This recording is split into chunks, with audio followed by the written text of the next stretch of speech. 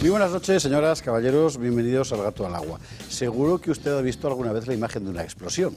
¡Bum! Imagínese usted que pudiera ver la cámara lenta, ver el impacto, el primer fogonazo, el estallido, la bola de fuego, muy despacito. Bueno, esto es exactamente lo que está ocurriendo con el sistema constitucional español. Tan despacito que no es propiamente dicha una noticia, pero si usted va acumulando las pequeñas noticias en torno a este asunto, verá que sí.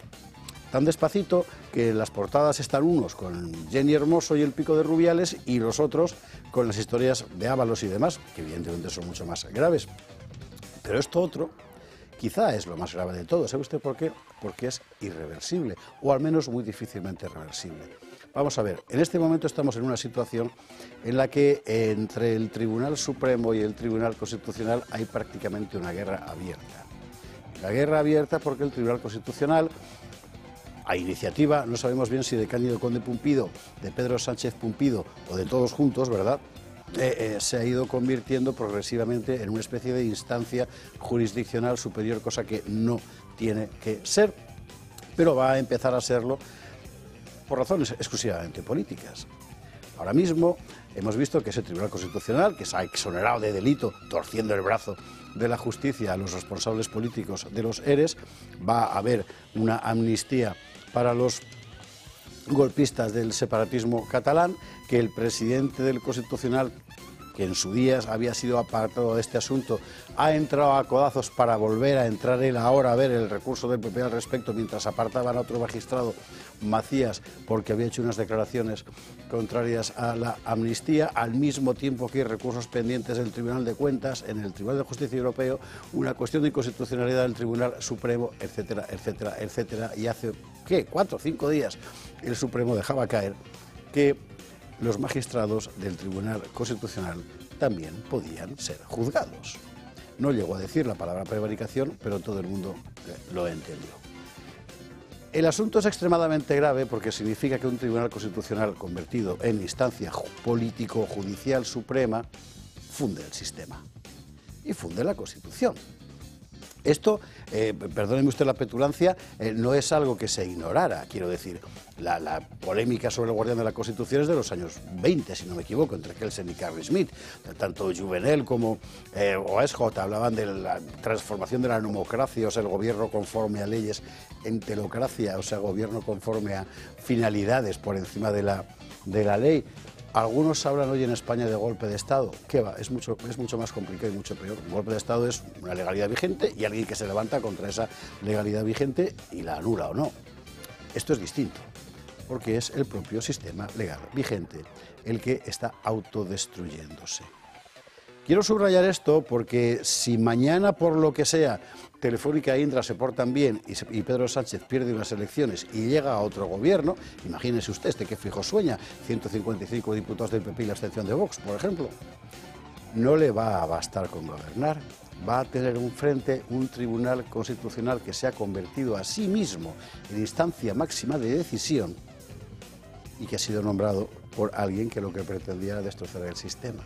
De tal forma que quien llegue a gobernar necesariamente tendrá que rectificar a fondo. Yo no sé si se puede revocar el nombramiento de los magistrados del Constitucional, anular su jurisprudencia, no lo sé, pero el daño que se ha hecho hasta el momento es difícilmente reversible, salvo que haya una rectificación a fondo del propio sistema. ¿Y por qué le cuento esto? ¿Para que usted sufra? No, para que usted sepa lo que hay en juego y para que usted pueda orientar su voto. Ahora mismo estamos en un momento extremadamente decisivo y yo creo que eso, pues usted lo tiene que saber.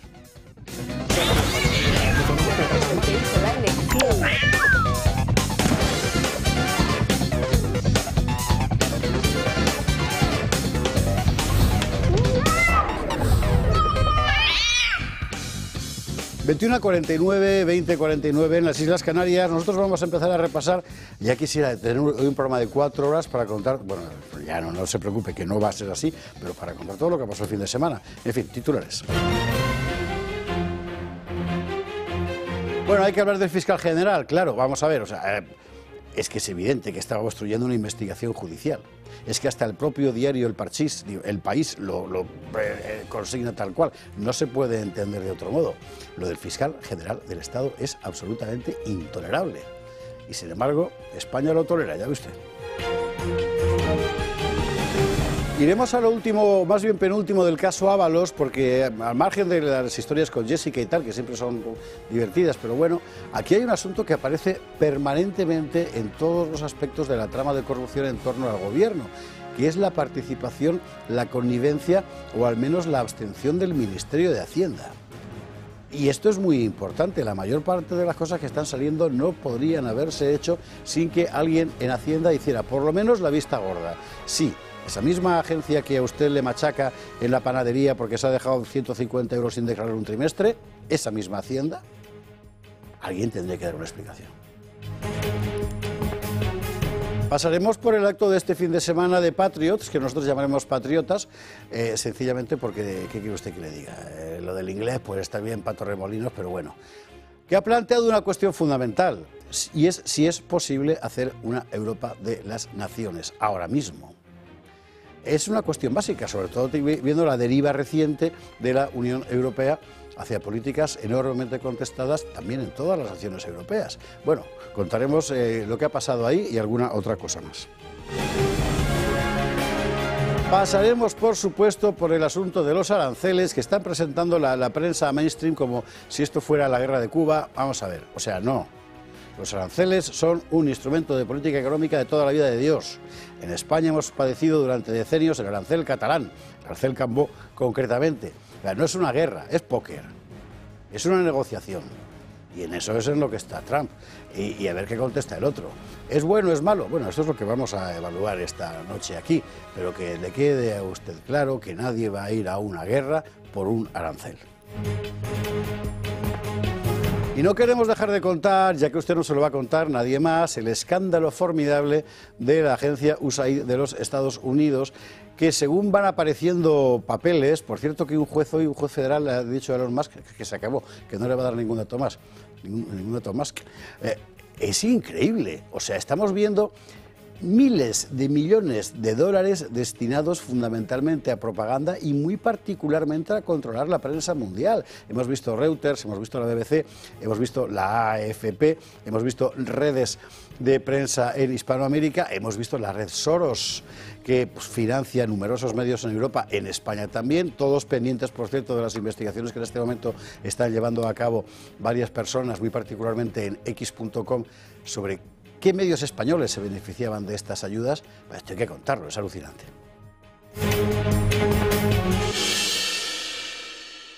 Entre otras cosas porque nos enseñará por qué ciertos medios decían lo que decían. Bueno, esto y alguna otra cosa más lo veremos en compañía de nuestros contertulios esta noche. Don Antonio Alonso Timón, ¿cómo estás? Muy buenas noches. Pues bien, dispuestos a analizar la actualidad que viene cargadita de noticias.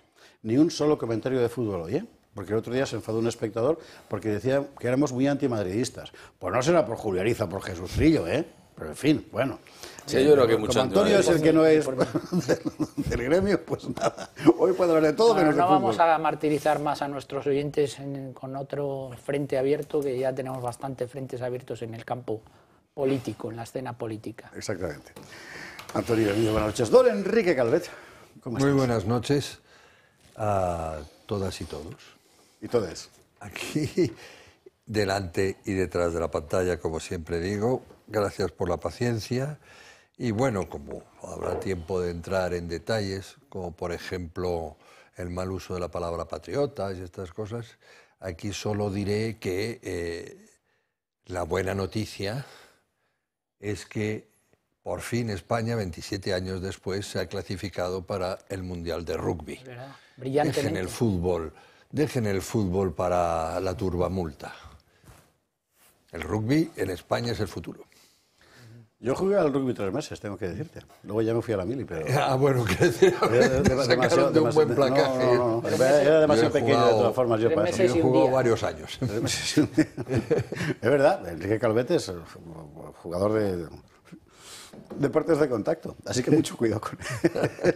Enrique, bienvenido, buenas noches. Karina Mejías, ¿cómo estás? Buenas noches, ¿qué tal? Muy bien, buenas noches, encantada de estar aquí y de ver este editorial que has hecho analizando ya de entrada la situación que vive nuestra maltrecha justicia, ¿no? Hoy tenemos noticias sobre el fiscal, tenemos noticias de que otro fiscal ha recusado al presidente del Tribunal Constitucional, en fin, tenemos la justicia bastante revuelta. Y la juez del hermano, que le he pedido a la UCO así que entre saque de Moncloa Moncloa la información, pero porque ella la había pedido a Moncloa y no se lo habían dado. Y no se lo habían dado, sí, sí, así que mira, desacatando órdenes judiciales en Moncloa, que hasta aquí podíamos llegar. De todas maneras, la situación es tan insostenible que yo creo que ya es sobrero, ¿no?, pedir la dimisión de Pedro Sánchez, pero yo creo que debería irse. Y así ya de entrada ya la pido.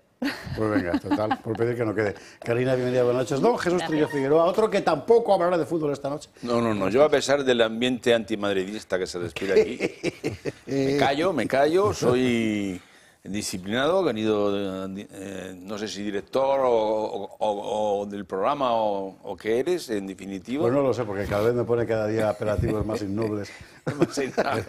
Pero bueno, conducator, Arcipreste. Acudiendo, archimandrita, acudiendo a lo que ponías de manifiesto al principio del programa, que efectivamente España tiene una crisis constitucional importante, porque están cargándose la Constitución entre todos, pero sigue habiendo un fortalecimiento, como ahora más o menos decía Karina, del Estado de Derecho. A mí lo que más me preocupa, fíjate, en este fin de semana ha sido, bueno, no me preocupa, no, hay muchas cosas el fin de semana, pero en fin, a mí me ha llamado mucho la atención eso que, en mi opinión, el otro día leía unas declaraciones de Corina Machado y decía que el principal problema, después de todo lo que ha pasado en Venezuela, el principal problema seguía siendo la eticidad, la falta de ética social que se haya producido en Venezuela, que era una cosa terrible, ¿no? Y aquí pasa igual. Yo creo que ya hemos llegado a aquello, ¿os acordáis de aquello de Tácito en la época de Roma, cuando decía, hemos llegado a tal nivel de vicios que ya no soportamos ni a nuestros propios vicios, ¿no? Esta historia de la chica Carla Sofía Garzón, digo chica porque ya quiere ser chica, Gascón, perdón, y la película Emilia Pérez, eso ha sido ya el colmo, ¿no? Ha sido ya la puesta de manifiesto de la contradicción, más contradicción que hay en esta progresía nuestra antiética, partidaria de, no se sabe muy bien de qué, trans, porque al final incluso ha tenido que salir Viviana Ido por un lado, va a decir, no, esta chica no es trans, quiere ser mujer. ¿Quién ha dicho eso? Viviana Ido. ¿Existe aún Viviana Ido? Sí, creo que sí. ¿Esa chica no es trans? ¿Qué es? Es mujer, en definitiva, que quiere ser mujer, y es verdad, ya quiere ser mujer y tal. Pero, en fin, independientemente del tema de fondo, es el cinismo, la hipocresía, la intolerancia de los tolerantes, ¿no?, que eso es lo peor de todo, y anda en mi opinión, el nivel ya absolutamente caótico de la ética en este país. Estamos en un momento de eticidad, en los términos que decía Hegel, absolutamente aberrantes, ¿no? Y espero que pase como pasó en el siglo I, aparezca un Augusto y ponga orden un poquito en la casa, en la familia y en el orden general de las cosas, ¿no? Bueno, es tan sencillo como recuperar el sentido común, ¿no? Porque sí, o sea, lo que no es normal es que tú seas tan progre y te pases, prácticamente llevamos 8 años oyendo el discurso woke encabezado por doña Irene Montero de los trans, hay que conseguirles derechos de igualdad, que hay que darles todos los derechos, que hay que protegerlos, que son colectivos y lobbies absolutamente regados con dinero público, ¿qué tal? Y cuando sale una persona que resulta que es trans y que su discurso no se corresponde con el que ellos han establecido como discurso único, pues entonces hay que cancelarlo, ¿no? Hay que apartarlo hasta el punto de que no le han dejado ahora ni ir mismo estamos en el momento. Como decía el otro día este chico, en una entrevista, francamente, vamos, en unos comentarios que le oí, por casualidad, el de Onda Cero, ¿cómo se llama el locutor de Onda Cero de la mañana? Alsina. Estuvo francamente bien, puso el ejemplo, dice, vamos a suponer que hay una persona de Vox que sea un gran actor, que sea nominado al Oscar de Hollywood y que sea protagonista del próximo Goya. Imposible, absolutamente imposible. A esto hemos llegado en la democracia española. Nunca le daría pero en el premio. mundo del cine... Bueno, yo no quería hablar de los Goya, de ninguna manera. ¿Por qué? Pues porque no quería hablar del mundo del cine. Y del cine español en particular, pero si se empeñan igual tenemos que ir allí. No será ahora, ¿por qué? porque me dará un subidón de azúcar. Menos mal que está aquí Adolfo Albistru Aquí con el estamos. aparatico Con el aparatico mágico. Bueno, de mágico nada, porque es No, pura no, ciencia. no, al final es ciencia. Bueno, fíjate que dicen los endocrinos y los diabetólogos que la diabetes es la enfermedad que te mata en silencio, ¿no? ¿Por qué te mata en silencio? Bueno, porque en primer lugar no duele, no duele.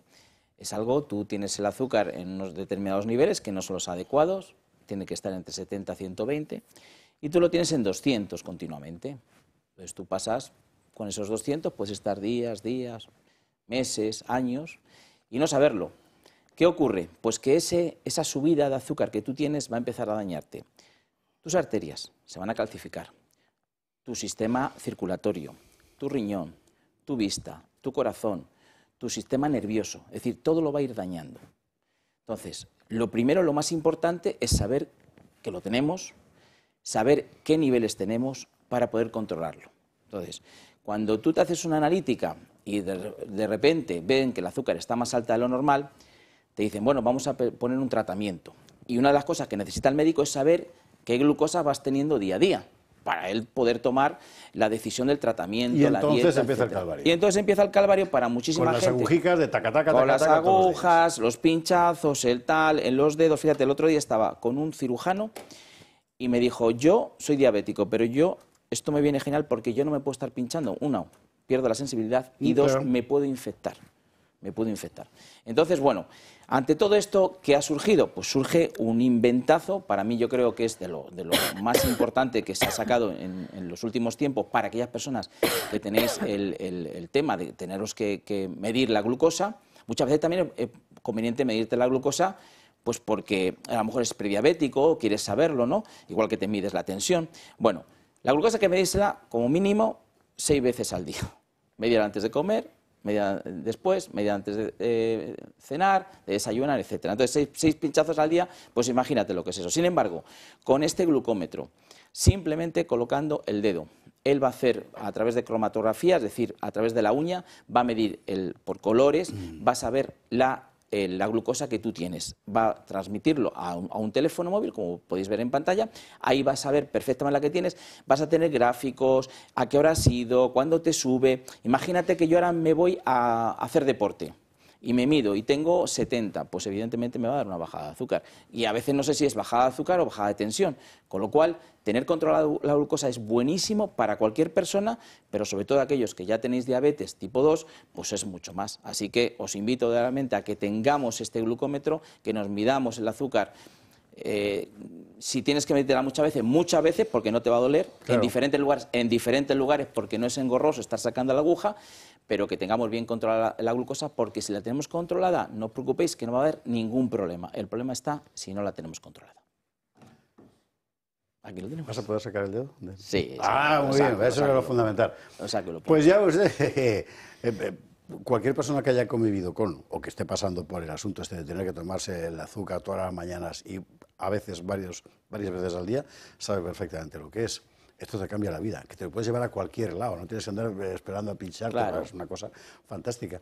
Pues 907 30 101 y además con algún regalito para los Pues espectadores del Toro Televisión.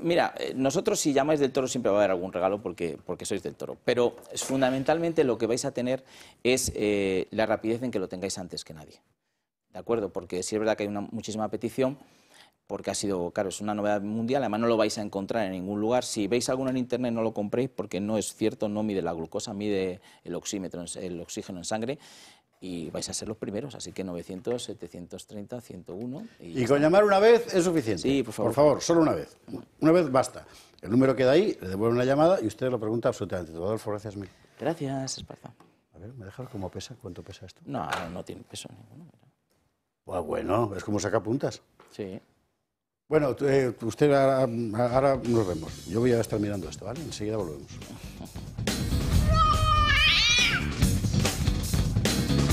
...22:09 en Canarias. Vamos a empezar por el asunto de USAID.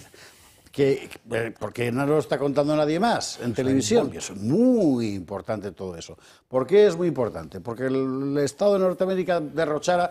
Sí, pero no es por eso.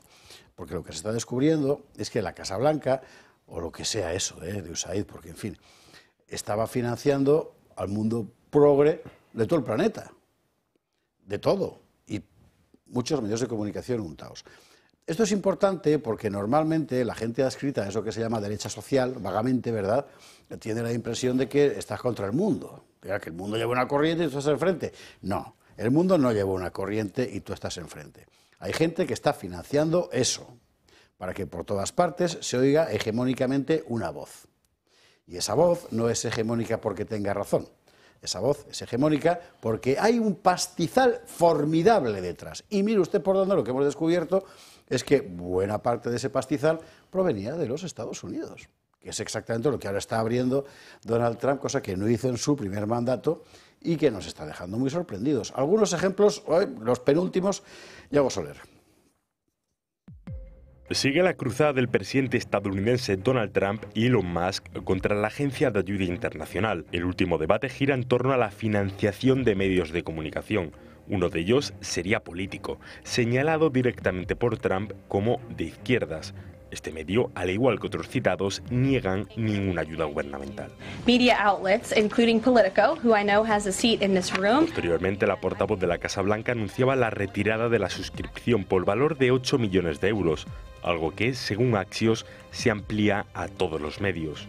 Reporteros Sin Fronteras informa que la agencia estadounidense ayudó a más de 6.000 reporteros, casi 1.000 medios y centenares de organizaciones de periodistas. El concepto sería medios independientes y el libre flujo de información. Desde la misma organización alertan que este cierre de las ayudas podría provocar un daño mortal a medios iraníes, venezolanos o rusos en el exilio. En Ucrania, 9 de cada 10 medios dependen de la ayuda estadounidense. La congelación de la agencia se celebra en gobiernos de varios países, desde Rusia hasta Venezuela. El presidente colombiano Gustavo Petro dice que el dinero de la agencia es... Entonces la prensa, uy, nos quitaron la ayuda, pero es que esa ayuda es veneno. Su colega salvadoreño Nayib Bukele afirma que la agencia se dedica a derrocar administraciones que no comulgan con la agencia globalista. En una publicación en Facebook, el presidente húngaro Viktor Orbán denunciaba que organismos estadounidenses han intentado derrocar a su gobierno a través de medios y partidos de izquierdas. AFP, o sea, la francesa, Reuters, la BBC, la red de Soros, 170 millones de euros en unos 3-4 años, es alucinante. Y claro, te explican muchas cosas. Lo que han dicho los norteamericanos es que no van a cortar el programa USAID, que lo que van a hacer es reorientar ese dinero. Y me imagino que será para que dejen de pagar cosas como lo que veíamos la semana pasada de una ópera trans en Colombia. ¿Por qué la Casa Blanca paga una ópera trans en Colombia? Pues seguramente no por amor a la ópera ni por amor a Colombia, sino como parte de la difusión de un programa ideológico woke. Pues ese es el tema. Lo que ha dicho la administración Trump efectivamente es que no va a acabar con USAID, hay que decir que el objetivo fundamental de esta agencia es la colaboración para el desarrollo y ayudas humanitarias. El problema es que se ha desnaturalizado el propósito y los objetivos de esta agencia, que se ha dedicado efectivamente a interferir en procesos electorales, a regar de dinero a medios de comunicación afines a una determinada ideología, y tiene un componente claramente ideológico. Entonces lo que se ha cortado han sido los proyectos que tienen ese componente ideológico, lo cual me parece hasta cierto punto sensato, porque como estás diciendo, si es aid, es que ese concepto de aid, de ayuda, ha sido interpretado de una manera muy laxa por administraciones norteamericanas, por gobiernos de los Estados Unidos, de un determinado perfil, que eran siempre gobiernos demócratas. Y a mí esto me recuerda a lo que pasó durante los años 70, estamos asistiendo a algo parecido a lo que pasó en otra época, porque el mundo siempre va en una balanza, el péndulo va de un lado hacia otro. Entonces, cuando en los Estados Unidos empezó esta moda, que no es de ahora, sino que viene ya de lejos, con determinados gobiernos demócratas, y llega Ronald Reagan a la Casa Blanca. Y a partir de entonces, con Ronald Reagan también se ejecutaron determinadas políticas parecidas a lo que está haciendo ahora el presidente Trump. Y todo esto se hizo a través de, claro, se vio que los demócratas estaban utilizando en su componente ideológico muchísimo dinero, y al final los republicanos reaccionaron creando una serie de think tanks en Estados Unidos como Cato, etcétera, etcétera, para también, donde se metió mucho dinero y donde participaron mucha gente, intelectuales de Estados Unidos, para frenar esa ideología o esa deriva a la que se estaba conduciendo a Estados Unidos. Y eso se consiguió en aquella época y parece que el presidente Trump, que ha aprendido de su primer mandato, está decidido a luchar contra esto. Y hay que decir que los grandes magnates, esto que anuncia ahora Pedro Sánchez, es porque parece que están cambiando las tornas, porque le parecía muy bien que los grandes magnates de la comunicación y las redes sociales estuviesen controladas, porque la política de la cancelación en las redes sociales no la ha inventado Trump. Es más, Trump ha sido víctima de la cancelación en las redes sociales porque se le canceló su propia cuenta de Twitter hace muchos años. Claro, cuando las tornas cambian y se vuelve a un sentido común y a una utilización de las redes sociales que no me gusta porque no está ya en la ideología que yo defiendo de extrema izquierda, entonces ya me parece que es una tecnocasta, etcétera, etcétera. Pero ha sido la extrema izquierda la que se ha apoyado en esa tecnocasta para controlar las redes sociales y organismos como este de base eminentemente ideológica que ha desvirtuado su naturaleza y su razón de ser. Va a ser una auténtica guerra. Les recuerdo que la semana pasada la Comisión Europea anunciaba la creación de un escudo de protección de la democracia. ¿Se acuerda usted del muro de protección antifascista, que era el muro de Berlín? Bueno, pues lo mismo, que ha puesto de jefa a una señora que se llama Nathalie Loiseau, del partido de Macron, y que es una criatura de Soros, para vigilar las redes. Yo siempre he sospechado de las agencias de ayuda a cooperación, la verdad es que no. En España es un escándalo total desde hace mucho tiempo. En los Estados Unidos dices tú que es una cuestión de los partidos demócratas, no, de los partidos republicanos también. Todo esto empezó probablemente hace... Efectivamente, Mira, en Latinoamérica para mí el hito más importante de ayuda a cooperación internacional y de meterse en cuestiones de doble vía, digamos, concretamente el tema del aborto y la ideología de género, etcétera, fue el informe Kissinger del año 1974. El informe Kissinger, del gran masonazo Kissinger, que postulaba para evitar el crecimiento del tercer mundo y no, por tanto, evitar la llegada de los inmigrantes y tal y cual, postulaba la práctica generalizada de la ideología de género, expandirla y la práctica generalizada del aborto, etcétera.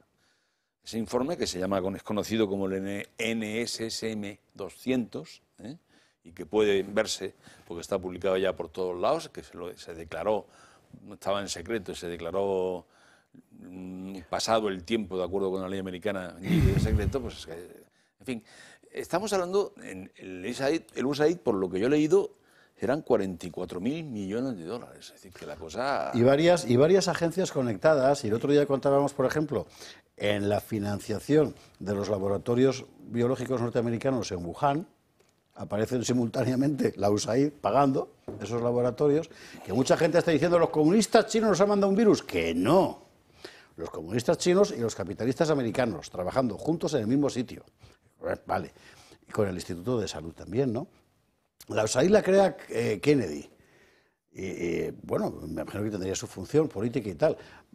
Y habrá seguido siempre, y ha seguido con todos los gobiernos. Y nadie había destapado. Ya te digo que nunca. a partir de Gerald Ford, no precisamente sospechoso de izquierda, pues es cuando se pone al servicio de la política que os estoy diciendo.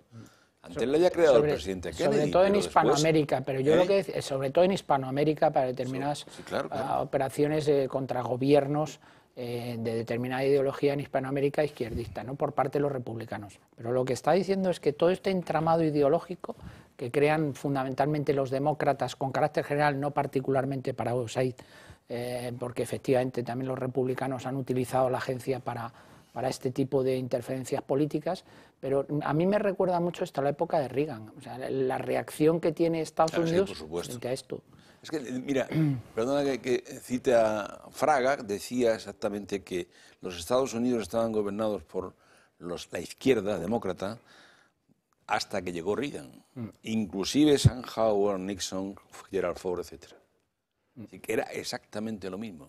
Bueno, y no dejaba de tener razón. Si Reagan fue el que realmente cambió, como ahora Trump es quien realmente está cambiando. Karina, Enrique. Sí, no, que a mí lo que me sorprende es que, claro, como bien decía Alonso Simón, es que esto es una ayuda para la cooperación, para el desarrollo internacional.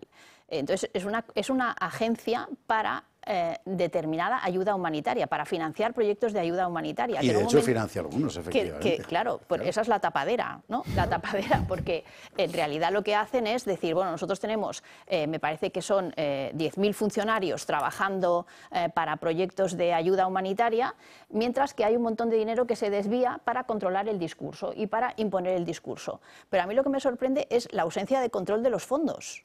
Es decir, no hay un reporte de a qué se destinan esos fondos y tampoco hay ninguna valoración de si realmente ese dinero que es público, que es de todos los americanos, cumple con una función social como la que la agencia tiene atribuida, ¿no? Entonces, a mí eso me sorprende muchísimo porque estamos viendo cierto paralelismo, como tú comentabas, en la Agencia Española de Cooperación. Es decir, hay una persona investigando a dónde va cada una de las partidas y resulta que no hay ningún control de que esas partidas se destinen específicamente para aquello para lo que han sido otorgadas. Entonces, a mí, claro, la ausencia de estos controles es lo que me parece realmente escandaloso, porque se utiliza dinero público muchas veces para fines espurios, como tú comentabas, para financiar a determinados o para dar apoyo a determinados magnates que lo que quieren es favorecer sus propios intereses a través de la modulación del discurso y de favorecer los intereses de sus empresas. Y lo hemos visto clarísimamente con el tema de Facebook y con el tema de Twitter. Cuando Twitter y Facebook estaban orientadas a un determinado discurso político, eran malísimas y había que controlarlas y bueno, o sea, eran una cosa tremenda, y entonces ahora que están orientadas a través de otro discurso político, resulta que sale el presidente del gobierno y dice que hay que controlarlas ahora porque ahora sí que son peligrosas. Entonces, son instrumentos financiados con una determinada, con el objetivo concreto de orientar en un determinado sentido el discurso político. Y a mí, insisto, que me parece escandaloso la ausencia de control de esos fondos. Bueno, Enrique, ¿a ti te han dado dinero de USAID? A mí todos los días tengo abierta mi cuenta, si quieres le doy el número. Bueno, yo tengo la impresión permanentemente de vivir en otro planeta, pero esta noche tengo la impresión de que mis contertulios viven en otro planeta. Es decir, por si acaso no se sabe,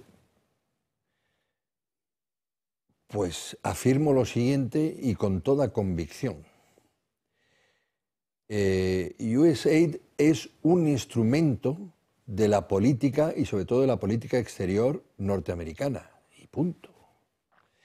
Todas las ayudas a las agencias de ayuda, a cooperación, de desarrollo, etcétera, todas estas cosas, la francesa, la española, lo que sea, son eso, son política e instrumentos de política, no son ONGs y todas, para poder funcionar, tienen características muy profundas de fondos reservados. Porque están hechas para, bueno, pues el trabajo sucio, lo que no se conviene y tal. Bueno, se llega a un acuerdo con Colombia, que me suelte no sé qué tal, que pide a cambio, ¡pum! Y eso es así, pero es que el mundo funciona así. Y entonces ahora mismo estos señores, lo que pasa es que no les gusta qué tipo de política exterior, que era una política ideológica, tal vez estaba financiando USAID de estos últimos tiempos, para limpiar eso, y la van a poner a financiar sus propias convicciones. Por supuesto, que no tenga la menor duda. Además, bueno, es que no se puede dar. Estados Unidos es la que más ayuda da con esos 44.000 millones de dólares que se dice pronto. Con 44.000 millones de dólares se podría comprar alguno de los países en los que quieren influir. Entonces, no se puede uno imaginar que eso lo hacen por caridad cristiana. Esos 44.000 millones de dólares se utilizan con unas finalidades políticas y punto. Pero es que eso es así y no va a cambiar. Vamos a ver si nos enteramos cómo funciona el mundo. Quiero decir, vamos a ver, eso no. Ahora, que no te guste cómo lo han utilizado, estoy de acuerdo o no estoy de acuerdo. Que lo van a utilizar de otra manera, a ver si sale mejor. Pero vamos... O sea, que no, que esto no es un escándalo. Y, por cierto, la parte de la prensa, que es la que está en los medios, es pequeña dentro de esos 44.000 millones de dólares. Sí, pero es que cuando financian, es verdad que financian ayuda humanitaria, pero detrás hay un análisis político de cuál, cómo y cuándo. A mí lo que me llama la No, atención... es que aquí somos Madre Teresa de Calcuta. Olvídese de A mí lo que Calcuta. me llama la atención es que dentro de esas prioridades políticas de los Estados Unidos esté la promoción del mundo trans, por ejemplo. No, Y bueno, toda la eso ha sido atmósfera una ideológica coyuntura. woke. O la práctica del aborto. No parece muy coyuntural. No, quiero decir, estos últimos tiempos. Quiero decir, como muy bien dice, empieza con Kennedy, además ha ido evolucionando, pues ha ido aprendiendo, ¿no? Y hasta en la propia Agencia Española de Desarrollo. Al principio, pues había a lo mejor más ingenuo, Enrique, más y tal, hasta que se ha visto, oiga, aquí tiene que haber retorno. Enrique, como siempre vamos a estar de acuerdo. Mira, vamos a ver, estoy de acuerdo con lo que has dicho, es un instrumento de política exterior, vale. Sí. Por supuesto que es un instrumento de política exterior, pero cualquier instrumento de política exterior como de política interior está sometido a fiscalización y debe, de acuerdo con está muy poco, perdona, de acuerdo, al menos en nuestro país, debería. en nuestro país, de acuerdo con la legislación presupuestaria, la Ley General Presupuestaria, etcétera, toda subvención debe justificar su fin para el que ha sido concedida. Sí. Debe justificar que se ha cumplido el fin para el que ha sido concedida. Y debe justificarse en un periodo de tiempo determinado. Y deben establecerse sistemas de control. Eso es evidente. Sí, evidentemente. Y la agencia Sí, aquí los fondos reservados... Yo no tengo mucha No, experiencia, no, pero en cualquier subvención que tú solicitas y que tienes que cumplir una serie de requisitos para que te la otorguen, cuando te la otorgan, en un periodo de tiempo tú tienes que presentar una memoria de qué has hecho con ese dinero. Claro. Así lo establece la Ley General de Subvenciones. ¿Te aprueban la memoria o no te la aprueban? Que así y en lo esa establece memoria la Ley General de decir, Subvenciones. oye, yo me he gastado tanto dinero para esto, tanto dinero para lo otro. Y es lógico porque de esa manera quien te ha otorgado la subvención sabe perfectamente si has cumplido el fin y hace balance, evalúa a qué has subvenciones finalistas. En nuestro país está sometido al control del Tribunal de Cuentas del Reino. No, pero si yo... Otra cosa es... Pero como dice Enrique, que efectivamente vamos a estar de acuerdo, y yo creo que sabemos cómo funciona un poco el mundo, pero es que... Claro que sí, era una manera de provocarnos, no toméis lo sé. Lo sabéis mejor que yo. Lo sé porque efectivamente vamos a estar más de acuerdo. Pero sí que es cierto que en determinados asuntos que se utilizan, para los que se utilicen estas agencias, ahí está la conexión que también ha salido de USAID con la CIA, porque hay conexiones de USAID con la CIA. Hombre. Y entonces, evidentemente, ya vamos hilando porque hay determinadas partidas presupuestarias que no son fiscalizables cuando en Estados Unidos, vamos, es que te fiscalizan hasta el último céntimo del contribuyente. Un juez federal acaba de bloquear el acceso de Musk al sistema de pagos del DOGE, la motosierra, para entendernos, por razones de seguridad. Claro, no, y además han hecho para atrás alguna cosa. Es decir, empezó todo y después ha dicho, bueno, lo que tiene que ver con creo que la educación no, la sanidad no, lo que tiene que ver, porque claro, un corte abrupto... El bloqueo del acceso al sistema de pagos, es decir, que un responsable de altísimo nivel de la Casa Blanca no pueda acceder al sistema de pagos del Estado, joder, me parece feroz, gordo, sí. No, bueno, lo que pasa es que... además le han costado el sistema de acceso justamente cuando han dicho que iban a fiscalizar el ámbito educativo también. A nadie se le escapa que en Estados Unidos las universidades, los colegios de educación superior, yo creo que son precisamente... Vamos a los aranceles, venga. Vale, pero doña Karina, solo decirles, vale, se controla, etcétera. Pero ¿usted cree que se va a controlar? Pongamos, ¿se controla lo de la escuela de samba, trans, no sé qué? No, eso no va a ser ilegal. Solo se controlará que el dinero ha ido a esa escuela, que vaya usted a hacer lo que es eso, una ONG grande y tal, y no va a ser ilegal. ¿Cuál es la realidad política detrás? No va a ser ilegal. Y cuando uno traslada el asunto a los pagos que hace España, por ejemplo, a través de la ECID o de otros, también ayuntamientos y comunidades autónomas, como todo lo que está sacando aquí todo el mundo da, que es muy importante, al final lo que te queda siempre es, vamos a ver si el Tribunal de Cuentas, en su caso, ha verificado este pago. El Tribunal de Cuentas lo que ve es que el dinero ha salido con alguien que supuestamente lo había pedido. A partir de ahí el Tribunal de Cuentas no va a ir el último ayuntamiento de El Salvador, yo dudo 3 millones de euros. El otro día estaban revisando las partidas presupuestarias que salen de la Agencia Española de Cooperación hacia Haití. Sí, entonces había programas tan interesantes como la recuperación de grupos de mujeres en el feminismo, no sé, trans, ¿no? O sea, Haití, que es un país pobre de solemnidad, azotado por grandes terremotos. Esa es la mayor preocupación que tiene. Seguramente eso es la mayor preocupación. O sea, debes tener un montón de niños sin escolarizar, por ejemplo, un montón de mujeres que no puedan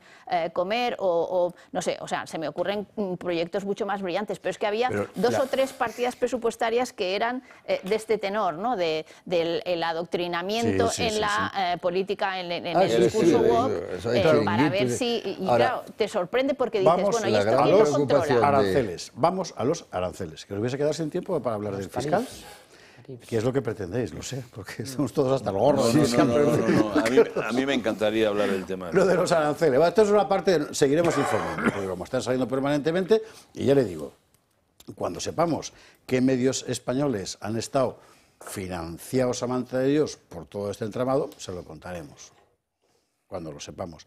De momento, yo les recuerdo que dentro del entramado Soros, que ha recibido enormes cantidades de cientos de millones de dólares de USAID, el entramado Soros financió, por ejemplo, la película Denuncia sobre la supuesta represión de la Guardia Civil e inmigrantes en el Tarajal, que no era verdad. O sea, allí contaban que la Guardia Civil estaba disparando a la gente que estaba ahogándose, que era exactamente al revés. Pues eso lo financió en parte Soros. Así que nos vamos a enterar de muchas cosas. Bueno, lo de los aranceles, vamos a ver, el follón de los aranceles. Por favor, un poquito de calma. Un poquito de calma. Acordaos de Cambó. Nadie ponía en cuestión el arancel Cambó. Bueno, sí, todo el mundo lo ponía, pero no mandaba nada. Con lo cual, ¿dónde estamos ahora? El último órdago, como se llame, que ya eso no sé jugar de Trump con el tema. El acero y el aluminio. Así lo he dicho. Cualquier acero que venga a Estados Unidos va a tener un 25% de arancel. Aluminio y acero, 25% para los dos. El acero estadounidense fue una de nuestras grandes empresas y debido a mucha estupidez, un mal gobierno y también mala gestión de la empresa perdió su lustre. Pero lo va a recuperar y los aranceles van a ayudar. ¿Trump se cree esto? Sinceramente lo dudo. Pues lo que está viendo es que nuestros productos, los de los otros, que los traemos aquí, que aquí tienen que producir. Pues mire, el arancel es una medida de protección económica de toda la vida de Dios. España cobra aranceles a otros países. De hecho, muchos nos preguntamos por qué carajo no cobramos aranceles al tomate marroquí. Por ejemplo. Por ejemplo. Bueno, para ver el contexto de lo que está haciendo Trump con su política económica, me parece que es muy importante, porque es ilustrativo, elocuente, quizás sea el chocolate del loro, pero es un loro que canta muy alto, ¿verdad? El anuncio que ha hecho hoy la portavoz, que es Caroline Leavitt, sobre la bajada de impuestos a las clases populares, que así lo ha dicho. No tax on tips, which is obviously a very public campaign promise that the president made. No tax on seniors' Social Security. No tax on overtime pay. Renewing President Trump's 2017 middle-class tax cuts. Again, these are the president's priorities. Adjusting the SALT cap, eliminate all the special tax breaks for billionaire sports team owners, close the carried interest tax deduction loophole, tax cuts for Made in America products. This will be the largest tax cut in history. Con lo cual te enteras de que con Biden, allí pagaban impuestos los jubilados, pagaban impuestos las propinas, pagaba impuestos todo el mundo. Bueno, sobre lo de las propinas... Entonces, que forma parte, es que es un sistema particular americano. En América, vamos, como no se te ocurra, te lo dice el camarero. Oiga, son 20%, ¿eh? Y como lo pagues, te cuelgan. Y acabar con las ventajas fiscales para los extranjeros propietarios de equipos deportivos. Como hagan eso en España... En fin, pero bueno. El tip en los Estados Unidos es muy importante. En algunas, para algunas personas que viven de eso. Sí, claro. Aquí en España, ¿cómo se ha recibido esto? Bueno, Álvarez se ha puesto napoleónico, como le gusta a él. La relación comercial entre Estados Unidos y la Unión Europea es la mayor del mundo y es mutuamente beneficiosa para ambos, europeos y norteamericanos. La Unión Europea, por supuesto, está preparada para cualquier eventualidad y para defender los intereses de la Unión Europea y el mercado único. Por eso se ha puesto el chaleco, para ver que está preparado. El chaleco de la Agencia de Cooperación de la que estábamos hablando hace un instante. Todo está dicho. Perdón, un instante nada más. ¿Qué piensan, por ejemplo, los trumpistas en España? Pues los trumpistas, que es el caso de Vox. Bueno, luego nos lo contará Carolina Mejías, pero hoy Fuster ha dicho esto. Nuestros pescadores tienen más problemas para faenar. ¿Por qué? ¿Por culpa de Trump? Ay, no, espera un momento, es por culpa de Bruselas. El campo español está desprotegido frente a la competencia desleal que es la que practica Marruecos. ¿Por qué? ¿Por culpa de Trump? No, por culpa de Bruselas. Es decir, vamos a preocuparnos de los aranceles de aquí, de los que nos están imponiendo Bruselas. Y después, le digo, y no le esquivo la pregunta, seguro que algo de daño nos va a hacer. Ojalá Vox estuviera en el gobierno. Bueno, ya está, ya no expongo nada más porque ya está la cosa suficientemente... Me da mucha pena que diga eso Fuster, porque no tiene nada que ver un arancel con los costes ni el sobreprecio. Pero bueno, lo que sí... No, yo solo pedía para aclarar una información, ¿no? Dice, en España se ponen aranceles. No es exactamente así. O sea, la política comercial sí es una política común cedida a Bruselas, por lo tanto los aranceles son europeos. Vale, es decir, se entra por Europa. Sí, pero la fiscalidad verde que te obligan a aplicar en tu país como consecuencia del Pacto Verde y como consecuencia del fanatismo climático aplica sobre determinados sectores económicos españoles que están sufriendo los rigores precisamente de esa presión fiscal verde. Tiene nada que ver con un arancel. Nuestros problemas con la pesca no vienen precisamente por aranceles que vienen del exterior, sino de las políticas de Bruselas y de los intereses de Bruselas, que prioriza los intereses de otros por encima de los nuestros, que somos un país comunitario de primer orden. Pero que no tiene nada que ver con el arancel. Lo que ha dicho Trump es que nuestro aluminio y nuestro acero, si es que todavía producimos, porque tuvimos, si es que todavía producimos, ese va a tener arancel. Pero eso no tiene nada que ver después con las gestiones de política interior, ni la fiscalidad, ni la seguridad social, ni el mercado laboral. Es que, claro, eso es otra cosa. Estamos en manos de un gobierno que ha permitido que muchas de las decisiones que se han tomado en Bruselas vayan en contra de los intereses de nuestros sectores económicos primarios, sobre todo el sector primario, tanto de la agricultura, como de la ganadería, como de la pesca, bueno, y ahora pues esa también es de las energías renovables. Su opinión. Si quiere discutimos de eso, pero no tiene nada que ver con el tema de los aranceles. ¿Cómo que no? En absoluto. No, un arancel es otra cosa. Un arancel es una barrera de entrada a un mercado. Perdona, claro. Enrique, entonces, pero estamos hablando concretamente de la política de Trump. No nos derivemos ahora al tema de la política europea, verde, etcétera, etcétera, porque también podemos terminar toda la noche así. Eso estaba diciendo. Yo creo que la política de Trump se está caracterizando y se está bien puesto de manifiesto que lo que hace es jugar, como tú bien dices, en eso te doy la razón, al póker, está bien puesto, al póker o al mus. En definitiva, está echando permanentemente apuestas, órdagos a la mayor, digamos, para luego ir negociando a la baja, ¿no? Y probablemente utiliza la política arancelaria en ese sentido. Particularmente lo va a hacer con Europa y con China, que es lo más, al fin y al cabo, más importante. Bueno, yo lo he hecho con Canadá y México y también se ha retraído. Bueno, pero pero yo de todas formas, porque claro, le estoy quitando la palabra. Pero yo sí que quiero recordar una cosa. No es seguro, Jesús. Yo que quiero recordar una cosa.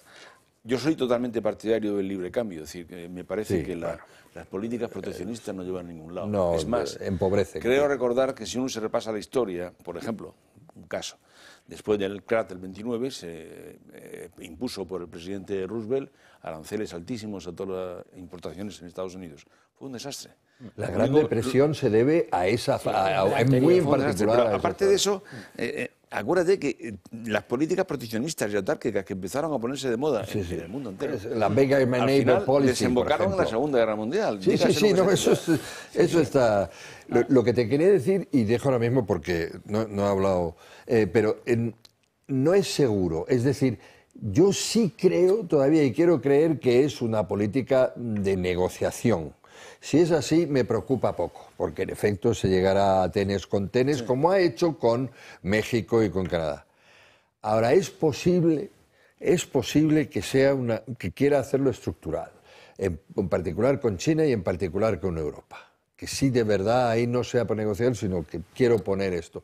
Eso sería muy malo para todos, incluidos los americanos, pero claro, ellos sufrirían menos que Enrique, los demás. tú que eres economista, estamos de acuerdo en que no solamente tiene justificación, vamos, desde un punto de vista librecambista, digamos, ¿no? Sí. Que sería que cuando se practica el dumping, eso está prohibido. Además, el dumping es ilegal. Entonces sí. Pero China hace trampas. De dumping de China, entonces dale arancel y lo que haga falta. No, y hace muchas más trampas. China, desde que ha entrado en la Organización Mundial del Comercio, hace trampas. Es el retirar los aranceles a China es lo que ha producido precisamente el hundimiento también de buenos sectores productivos en Europa, ¿no?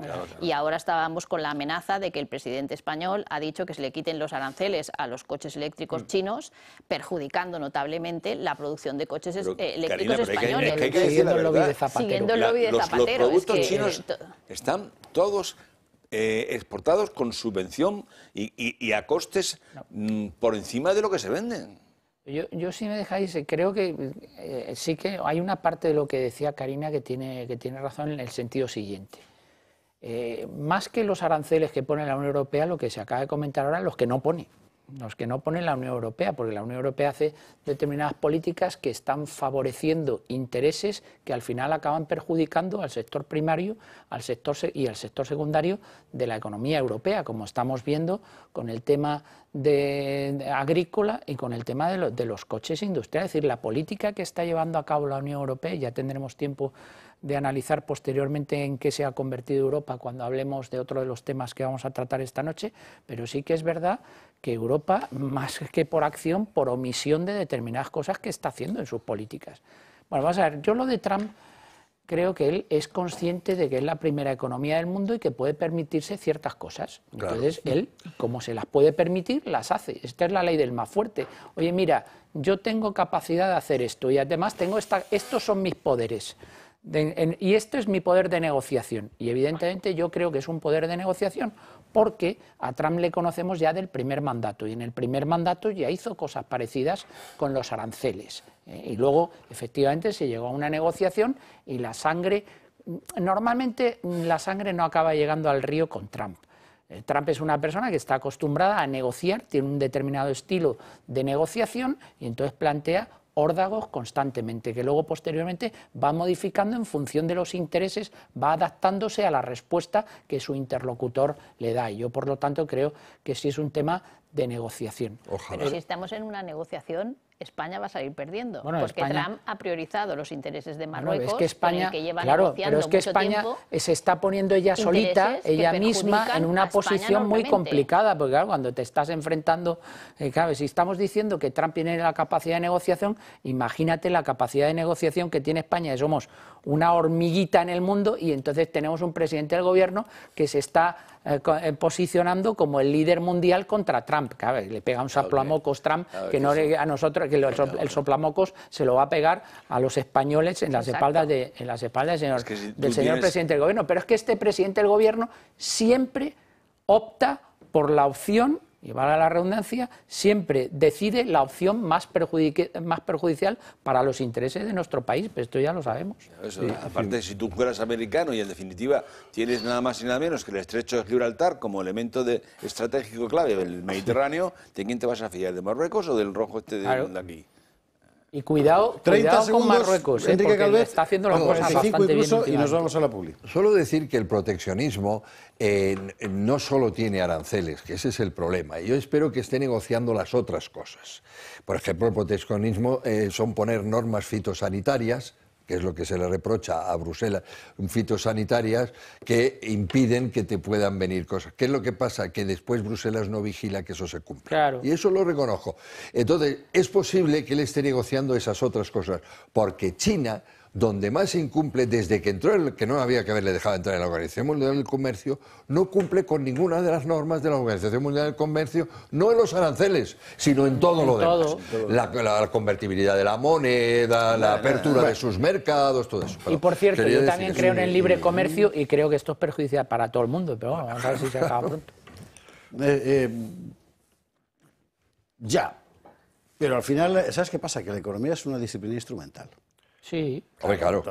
Y esto va a tener cosas buenas también para que la gente... Los aranceles es una guerra nuclear. Esto va a tener cosas buenas para que la gente espabile y sobre todo especialmente para que Europa empiece a espabilar un poquito. No solo con esto, sino con los temas de defensa, etcétera, Mira, yo la etcétera. semana pasada estuve en Bruselas porque estuve en una jornada precisamente con los comisarios europeos que venían a explicar su nuevo proyecto político y una de las prioridades precisamente es seguridad y defensa. Claro. Ha cambiado absolutamente. Sí, claro, sí. La gente tiene que espabilar. Y a poco que te pongan la energía nuclear. Para energía sale uno con ella en el Montes de Galicia, por ejemplo. Y así ya nos vamos a la... Ahora tiene que ir. tiene que ir. O sea, lo que han hecho allí los Espasandín, padre e hijo, es una cosa impresionante porque han cogido la cocina gallega tradicional, los sabores tradicionales, los productos de toda la vida, de excelente calidad, y empezar a hacer platos que tú sabes perfectamente lo que te estás comiendo, o sea, no es una cosa de fusión ni de desconstrucción ni de nada, pero puesto de forma inmejorable, en combinaciones, por ejemplo, de sabores. Esto está en la calle Azcona 46, que es un sitio que está muy bien porque es zona anti-Almeida, o sea, puedes llegar en coche. Estás en el centro de Madrid igual, dentro de la M30, pero no vas a tener a nadie, una cámara que te vigile, pues puedes ir en coche y aparcar. Es un lujo. Bueno, pues ahí mismo está, en aquella zona 46, este restaurante Montes de Galicia, que es de una calidad formidable. Yo siempre subrayo, 2 veces que he estado, el servicio, porque es admirable. Tienen que ser unos camareros hiperprofesionales que se saben no solo la carta, sino también la cocina, cosa que es muy importante, que te aconsejan siempre perfectamente. Y los vinos, bueno, pues Montes de Galicia, de verdad, no se lo piense, que está francamente bien. Bueno, vámonos a la publicidad. A la vuelta vamos a pasar por la Cumbre de Patriotas este fin de semana en Madrid y todo lo que ha tenido alrededor. Y luego veremos los casos de la corrupción en España, que es el cuento de nunca acabar, me temo. Hasta ahora mismo. 22:49, 21:49 en Canarias. Vamos con el asunto de la Cumbre de Patriotas de este fin de semana, donde ocurrió algo que hace 5 años pues jamás habíamos pensado que pudiera ocurrir. Que un partido de derecha nacional en España, Vox, acogiera un acto internacional con los principales líderes del mismo movimiento, de parte del mismo movimiento en Europa, incluidos presidentes de gobierno. Orbán, Marine Le Pen, etcétera, ¿no? La verdad es que objetivamente ha sido muy importante. Luego ya está la polémica o la discusión sobre lo que esto significa y de dónde puede llegar. Nosotros hemos planteado sobre lo que nos parece que es lo central en este caso, que es si es posible una Europa de las naciones, que en realidad es la gran cuestión europea ahora mismo, O sea, Ursula von der Leyen acaba de hacer unas declaraciones diciendo que se acabó, no teníamos que haber dependido nunca de la energía rusa, del petróleo ruso, porque lo que hay que hacer es una Europa enteramente dependiente de las renovables. Ostras, todo el mundo sabe que eso no es posible. Pero tú tienes un lobby ahí que está determinando una deriva política objetivamente dañina para Europa, ¿no? Bueno, en fin, no lo sé, pero esto es una percepción personal. ¿Qué pasó allí? Informe Gutiérrez. La Cumbre de Patriots demuestra que hay una alternativa a la alianza de populares y socialistas en Europa. Una alternativa que ya representa a 19 millones de votantes europeos. Su modelo es claro: soberanía nacional frente a la federalización, fronteras seguras frente a las puertas abiertas y prosperidad económica frente al suicidio climático. Nos une el amor a nuestras patrias. Nos une el apego a la libertad de nuestros pueblos y el apego a nuestra libertad personal. Nos une la defensa de nuestras fronteras. Estamos vinculados, estrechamente vinculados, por la ferocidad de los ataques que nos hacen las diferentes piezas del globalismo. La Cumbre de Madrid ha servido para sentar las bases de la estrategia conjunta a corto y medio plazo. Una estrategia para llevar a cabo una oposición eficaz a la comisión de Ursula von der Leyen, que insiste en el Pacto Verde y en la inmigración masiva. Unas políticas que, a ojos de Patriotas por Europa, dejarán al continente en la irrelevancia internacional. Por culpa de Bruselas, la economía europea se está hundiendo. Por culpa de Bruselas se está destinando nuestro dinero a Ucrania a una guerra sin esperanza. Por culpa de Bruselas, Europa está siendo invadido por inmigrantes ilegales. Ayer dijeron que nosotros éramos el pasado. Hoy ya todos ven que nosotros somos el futuro. El modelo de la Unión Europea que Patriots propone es radicalmente opuesto al actual. Abogan por volver al modelo original de la Unión Europea, en el que la Comisión no dicta y las naciones obedecen, sino que estas van de la mano voluntariamente. Mais considérer notre vision continentale comme une communauté d'histoire et de civilisation, comme un espace de coopération fraternelle entre nos peuples, une entité de coordination et d'action respectueuse de chacun et fructueuse pour tous. Patriots for Europe tiene claro que es su momento y que la era progresista ha llegado a su fin. For Macron to Scholz, to your old Pedro Sánchez, is your time is over. Woke is over.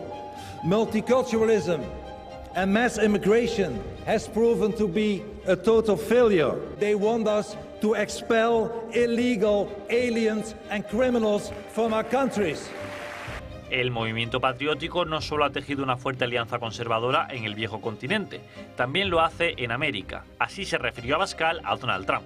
Nosotros somos patriotas y no buscamos un salvador en una nación ajena, menos aún un emperador. Buscamos y hemos encontrado a un compañero de armas en la batalla por el bien, por la verdad y la belleza, en la batalla por el sentido común y en la batalla por la libertad. El objetivo es claro: hacer a Europa grande otra vez. Y la grandeza de Europa es la grandeza de sus naciones. Y vamos a ser la herramienta para una victoria histórica de las ideas de la libertad y de la soberanía. Adelante, patriotas de Europa, sin miedo a nada ni a nadie. ¡Viva la Europa de las patrias y viva España! Bueno, por cierto, que sepa usted, ya que el Pisuerga pasa por Valladolid, o el Danubio por donde pasa, que es larguísimo, por cierto, Claudio Magris, El Danubio, uno de los mejores libros de viaje jamás escritos. Aquí estaba en anagrama, me imagino que seguirá ahí, tiene que leerlo, ¿eh? Pues Europa... Bueno, en Rumanía que ha dimitido el primer ministro por el asunto de las elecciones, el presidente de Rumanía, por el asunto de las elecciones. Hay un follón ahí descomunal. Sabe usted que las elecciones rumanas fueron anuladas por una supuesta injerencia rusa vía vídeos de propaganda en redes sociales, que es una injerencia un poco particular. Bueno, no sé cómo acabarán. Thierry Breton apareció diciendo que esto lo había hecho, además jactándose de ello, en fin, que esto lo había hecho la comisión. Breton no forma parte de la comisión, todo se ha dicho, pero que ahora, el ambiente está como ahora, porque lo estuvo. Ha sido mucho tiempo. Ha sido mucho tiempo, ser uno de los fijos. Que la cosa está tranquila. Jesús, Antonio, Enrique, dejamos al final a Karina. Bueno, pues si quieres que empiece yo, a mí lo primero que me agrada y me gusta es el nombre. Me gusta que se llamen patriotas, es un nombre bonito. Me parece que, además, había la tentación de llamarles soberanistas y no me gusta lo de soberanismo. Sin embargo, sí, patriota, porque patriota, ¿qué significa patria? Patria es, en definitiva, el amor a la tierra de los padres, el amor a la tierra en la que ha nacido, que al fin y al cabo está regulada por una ley. En definitiva, es una concepción, o indica una concepción, en mi opinión, moral de la política, que es como debe ser. La política hacia el bien común. Por eso, el patriotismo es una virtud, es la virtud que religa al hombre con su patria y en consecuencia, el separatismo es un vicio, es una conducta inmoral, no solamente políticamente, sino inmoral, en mi opinión, ¿no? Bueno, eso a mí me parece muy bien. Por cierto, hay un libro precioso que se llama Apología del patriotismo, que escribió un fundador de Vox, que se llama José Luis González Quirós, y es un libro que recomiendo a todo el mundo que quiera profundizar en este tema sobre el patriotismo, la diferencia con nación, nacionalismo, etcétera, etcétera, ¿no? Bueno, pues eso por un lado. Por otro lado, y por otro lado, otro Vox. Un fundador de otro Vox. No, de Vox. Otra cosa es que ahora ya no esté en Vox, no lo sé. Y tanto, y cómo ha salido. Bueno, te quiero decir, Enrique, pero al fin y al cabo fundador de Vox, ¿no? No me desvíe la conversación. Yo no es que no quiera hablar de este asunto, pero vamos. Es que estamos en lo que estamos. Estamos en lo que estamos. Y luego, por otro lado, yo creo que es muy acertado por parte de Vox haber sabido meterse dentro de la ola que viene, obviamente. No precisamente, porque a mí de toda esta ola de nueva derecha, por llamarla de alguna manera, me gusta más la versión Milei y la versión Trump que la versión de la señora francesa, que no me gusta nada, la verdad. Le Pen nunca me gustó, ni su padre ni ella. Y además ella en concreto me parece tremenda. A mí me produjo una gran decepción cuando se apuntó a la Declaración Constitucional del Derecho al Aborto en Francia, que para mí es un tema fundamental. Pero, en fin, en general he de reconocer que lo que han dicho y lo que han hecho durante este fin de semana es francamente positivo para Europa en general. Antonio. Yo, en primer lugar, bueno, ya ha dicho algunas cosas Jesús, que voy a decir alguna cosa nueva. El eslogan es copiado de Trump, claro. Volver a hacer a Europa grande es pero no lo disimulan tampoco. No, bueno, no, yo creo que además es el objetivo, ¿no? Igual que en Estados Unidos Trump tiene una una política que efectivamente recuperar determinados valores americanos y que por eso los americanos le han votado, porque se estaban perdiendo en Estados Unidos. Probablemente ese sea el objetivo también de esta corriente que se ha reunido en Madrid, que yo creo que sí que es un éxito, que el Vox haya conseguido reunir aquí a todos estos partidos europeos, etcétera, etcétera. Lo que pasa es que a mí me pasa como a Jesús, tengo que decir que a mí hay gente ahí que me gusta más y otros me gustan menos, y además creo que dentro de esas corrientes hay muchas contradicciones internas. O sea, a mí, por ejemplo, el señor Salvini, a ti no te gusta Le Pen, a mí tampoco. Y Salvini tampoco. A mí tampoco me gusta Salvini. O sea, Salvini es un señor que ha estado apoyando los procesos soberanistas e independentistas de Cataluña y ha estado Euskal Herria con la camiseta. O sea, a mí Salvini no me gusta un pelo. O sea, hay que no sé si habrá que cabalgar con ciertas contradicciones, pero a mí no me gusta cabalgar con ciertas contradicciones. Yo discutí con Salvini sobre eso, por cierto, en Coblenza, largo tiempo, sí. Y me llamó mucho la atención. Sí. No, me llamó mucho la atención que la gente que venía de la Liga Norte, que ya era una Liga Norte, se había convertido en otra cosa, no tenía ni la menor idea de lo que pasaba, de lo que era Cataluña, de lo que era España, etc. Pues primero, que antes de ponerse una camiseta, que se entere. No, qué cojones. ¿Tú te acuerdas cuando, en los años 90, cuando en Europa nadie sabía lo que pasaba con ETA y todo el mundo, pues exactamente lo mismo? Es que España no ha hecho el menor esfuerzo por explicar eso es fuera lo que hasta el punto de que, como sabes, son jueces europeos los que han protegido al Tocomocho. Sí, efectivamente. Cierro el paréntesis. Era por molestar. Y luego lo que iba a decir, que el tema que les une fundamentalmente es la concepción de Europa, que yo creo que ahí sí que hay un mínimo común denominador, y que podemos estar de acuerdo en que Bruselas, yo no sé si es posible una Europa de las naciones, lo que sí sé es el deterioro institucional, el deterioro de liderazgo que la Unión Europea está teniendo en los últimos años, y que es verdad que el papel de Europa cada vez está más reducido y es más pequeñito en el mundo, y que estamos luchando con dos gigantes que son Estados Unidos y China, y nosotros nos estamos quedando en una irrelevancia absoluta. El otro día salían las cifras de algo tan elemental como el PIB, que hasta hace 6 años, 7 años, bueno, Estados Unidos, China, la Unión... Y ahora estamos en el quinto pino. O sea, claro, si es que yo creo que hay que darle una vuelta a la construcción europea. No sé si es posible, ya digo, una Europa de las naciones, porque es verdad que el proyecto europeo, tal y como fue concebido inicialmente, a mí me gustaba, pero no me gusta la deriva que ha tenido en los últimos años, y sobre todo el componente ideológico, entre otras cosas, con la Agenda 2030, que me parece un disparate absoluto. Don Enrique Calvet, doña Carina Mejías. Bueno, pues vamos al infierno de Dante, porque ahí sí que pocas componendas. Es el italiano, por mi parte. Cierto, Dante, digo.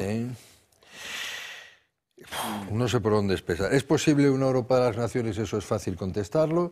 Eso, la Europa de las Naciones es lo que tenemos como poco desde la paz de Westfalia. Por supuesto que es posible. Tan posible como horrible. Es evidente que el día que coja el poder Marine Le Pen en Francia y Alternativa para Alemania en Alemania, pues tardarán los típicos 20, 30 años en declararse una guerra. O sea, la Europa de las Naciones es muy conocida y sigue estando muy presente, porque realmente las decisiones en la UE, desgraciadamente, algo que llevó de golpe, lo está llamando lo que se llama el Consejo Europeo, y el Consejo Europeo es el concierto de las naciones. Pero bueno, eso por contestar a la primera pregunta. Yo debo decir, en mi manera de ver las cosas, no voy a hablar de Europa, voy a hablar de la Unión Europea, que ese artefacto jurídico y tal. Europa es pues más... minuto y medio. Bueno, pues yo soy federalista europeo porque soy patriota. Además soy bipatriota, pero bueno, da igual, porque soy patriota. Yo entiendo el patriotismo como el cuidar de la seguridad, libertad, prosperidad y solidaridad de tu gente, en mi caso los españoles, por ejemplo, y los franceses, en mi caso también un poco, de tu gente en el futuro. Y eso para mí es el patriotismo, a no confundir con algo horrible que es el nacionalismo, ese que nos llevó a las guerras años anteriores, y Westfalia. Entonces, a mí me parece que ahí en ese título... Que es una ciudad. Sí, es una ciudad y un tratado, ¿verdad? Donde se crean las naciones. 1680. Bueno, sí, no me acuerdo. Vamos a ver un poquito más para acá, Termino. Entonces, hablo de la UE. La UE, por supuesto que estoy de acuerdo. Además, yo pedía una nueva convención. Tiene que ser reformada, todo lo que se quiera. Estoy de acuerdo. Vamos, por supuesto. Pero tiene una virtud que es existir, igual que el euro. Hasta ahí hemos podido llegar. Yo creo personalmente que hay dos maneras de acabar con el proyecto UE, no el europeo, el proyecto UE. Una, renacionalizar las políticas comunes, como por ejemplo defensa, como por ejemplo la agricultura, renacionalizar las políticas comunes y sobre todo, segundo, ese gran activo que es, en lo que le toca, ¿verdad?, no admitir la supremacía del derecho comunitario sobre el derecho nacional. Y eso es exactamente lo que pretenden estos supuestos patriotas por Europa. Quieren volver a Westfalia. Me tendrán enfrente hasta mi último suspiro. No digo más. Pues a mí me parece que ha sido una cumbre histórica que ha puesto de manifiesto que realmente hay una alternativa a la actual situación que vive la Unión Europea. Hay un partido político que ha ganado un espacio, que es Patriotas, ha ganado un espacio importante en el ámbito de la Unión Europea. Es un conjunto de líderes europeos que lo que quieren es huir de estas imposiciones de las élites globalistas y de las agendas globales. Ahora Antonio se refería hace un momento a qué efecto ha tenido la aplicación de la Agenda 2030 en muchos de los países europeos. Esa incomodidad que ha generado una sobreregulación, una destrucción de sectores económicos importantes como consecuencia de atender a intereses que nadie sabe de quiénes son y que pertenecen a esas élites globalistas. Y a mí me parece muy importante recuperar los intereses y devolver el poder a los europeos para que defiendan su seguridad, para que defiendan su agricultura, para que defiendan sus fronteras, para que defiendan su cultura, para que defiendan su modo de vida en definitiva. Y a mí me parece muy importante que eso se haya producido en Madrid y que eso además lo esté capitaneando Santiago Abascal. ¿Que hay contradicciones internas? Sí, pues precisamente por lo que decía antes José Javier, ¿no? Porque no se ha explicado muy bien cuáles eran los problemas de España y había algunos que se habían apuntado a eso porque había otros que sí que habían hecho su trabajo, es decir, los independentistas catalanes hicieron mucho trabajo explicando fuera de España cuáles eran sus objetivos y en cambio el gobierno español no hizo absolutamente nada por contrarrestar ese relato y bien que lo dijimos y lo reivindicamos muchas veces y protestamos muchas veces los catalanes cuando veíamos que nos ganaban la batalla exterior. Yo creo que en este caso es importante que haya precisamente esa unificación de partidos para construir un relato único en defensa de los intereses de los europeos, en defensa de la libertad, en defensa de la vida, en defensa de nuestra seguridad, en defensa de nuestro sector primario y creo que es importante que haya esa alternativa a este deterioro que comentaba antes Antonio de lo que ha sido la Unión Europea. Yo creo que estos días todos hemos visto ese meme de los 3 dragones, ¿no? El dragón que llevaba por emblema la inteligencia artificial china, el dragón que llevaba por emblema el chat GPT y el dragón que llevaba por emblema el tapón de la botella. O sea, Europa o despierta y alguien la tenía que hacer despertar o realmente vamos a ser un cero a la izquierda en la toma de decisiones a nivel internacional. Y creo que Patriotas es una oportunidad de que Europa despierte. Y además a mí me produce un especial orgullo que esta capacidad y esta agenda internacional que tiene Santiago Abascal ponga tan nerviosos a socialistas y populares. 30 segundos por Barba y nos vamos a la publicidad. No, yo creo que lo que... Yo hay algunas cosas que ha dicho Enrique que no es que no esté de acuerdo, es sencillamente que creo que hay que matizar. En primer lugar, a mí, vuelvo a decir, me gusta lo de patriotas. En definitiva, la Europa de las patrias, llevándolo a Europa. No la Europa de las naciones independientes, porque eso es imposible, eso no es una posibilidad de Europa. Ahora sí, la Europa de las patrias con una soberanía de cada una de las patrias y la soberanía compartida que estemos dispuestos a ceder. Lo que no es admisible, en mi opinión, es una Europa dominada, para empezar, institucionalmente... 30 segundos son 30 segundos. No rápidamente, en confusión. 30 exactamente. Cuando tenía que ser gobernada por el Consejo y gobernada por la Comisión, precisamente, y por una serie de burócratas que nadie los ha elegido, que no tienen principio de representación democrática y que están invadiendo con burocracia de una manera increíble lo que nadie les ha dado en competencias en Europa. 90 segundos, Jesús. 30 segundos, me sobran 15. Me gusta el proyecto europeo tal y como estaba concebido inicialmente y con los valores que estaba concebido inicialmente, pero si no espabilamos vamos a llegar tarde en el siglo XXI a decisiones muy importantes y vamos a quedar apartados de la estrategia y de la geopolítica. Enrique, 30 segundos, Karina, 30 segundos y nos vamos a la publicidad. En el 1940 y muchos, Jean Monnet escribe: ha nacido los Estados Unidos de Europa. Eso para que se entienda bien lo que era el modelo original, que por lo que se crea un Tribunal de Justicia Europeo, es mucho más que una alianza comercial. Pero dicho esto, no puedo recoger todo, solo una idea. Si de verdad que eso es interesante, hay que combatir ese capitalismo internacional, esas finanzas internacionales que representa un señor como Musk o como Soros o como lo que sea, que te compran países o lo hacemos como una Europa unida, o desde luego cada país no tiene ninguna opción. Karina, 30 segundos y a la publi. Monet dijo eso, pero Charles de Gaulle no compartía Jesús, lo por que favor. decía Monet. A mí me parece ¿Estamos de acuerdo o no? que Patriotas es una oportunidad precisamente de ofrecer a Europa una alternativa diferente, de devolver a los europeos su capacidad de decisión sobre los intereses que les afectan y evitar y alejarnos de los intereses de terceros, de esas agendas y de esas élites globalistas que hasta ahora nos han impuesto toda una serie de cosas que no formaban parte de nuestros intereses ni del interés de nuestros sectores económicos y por lo tanto yo creo que es una alternativa interesante para que Europa despierte una oportunidad en definitiva. Señores, a la publicidad ya. Por cierto, os voy a contar una cosa. La UCO ha localizado, ¿se acuerda usted que había borrado los móviles el fiscal? Lo vamos a contar enseguida. Pues aún así ha localizado 5.877 mensajes de WhatsApps en el teléfono borrado por García Ortiz. Mientras usted lo va pensando, le recuerdo que estuvimos aquí el otro día, el viernes, a Silverio Fernández del grupo SR Connect, que nos trajo un producto. Usted la pasó 1000 veces, no me diga que no. Sobre todo si trabajas en una barra de una panadería, en una barra de un bar, o sentado todo el día en una oficina de un banco, que llegas a casa y te duele todo. Y metes los pies en agua y se te quedan los pies fríos y el cuerpo que te sigue doliendo. Bueno, hay una cosa que se llama presoterapia y que está partiendo con la pana. ¿En qué consiste? Pues consiste fundamentalmente en son fundas, en realidad, que tú aplicas en diferentes partes del cuerpo, en varias a la vez es perfectamente posible, y que te dan un masaje completo, pensando sobre todo en hacer circular la sangre.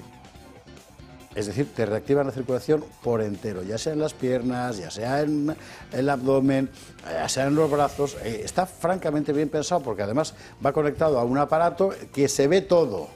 ¿Sabe usted estos aparatos que tienes que ponerte las gafas y ahí se ve todo perfectamente? Tú tienes un mando comodísimo y irá, son 25 minutos y te quedas como nuevo. Esta es la presoterapia que está proponiendo el grupo SR Connect y que está francamente bien. Llame, infórmese, no pierde nada y ya verá usted qué cosas, porque los productos están francamente bien pensados y así puede usted hacer en su casa lo que antes solo podía hacer en el fisio. Cariño eterno para todos los fisios del mundo que tanto nos han ayudado, pero hay cosas para las que no vale la pena ir. Bueno, esto es ideal. Publi y a la vuelta, un buen fisio le va a hacer falta al fiscal general del Estado, me da la impresión.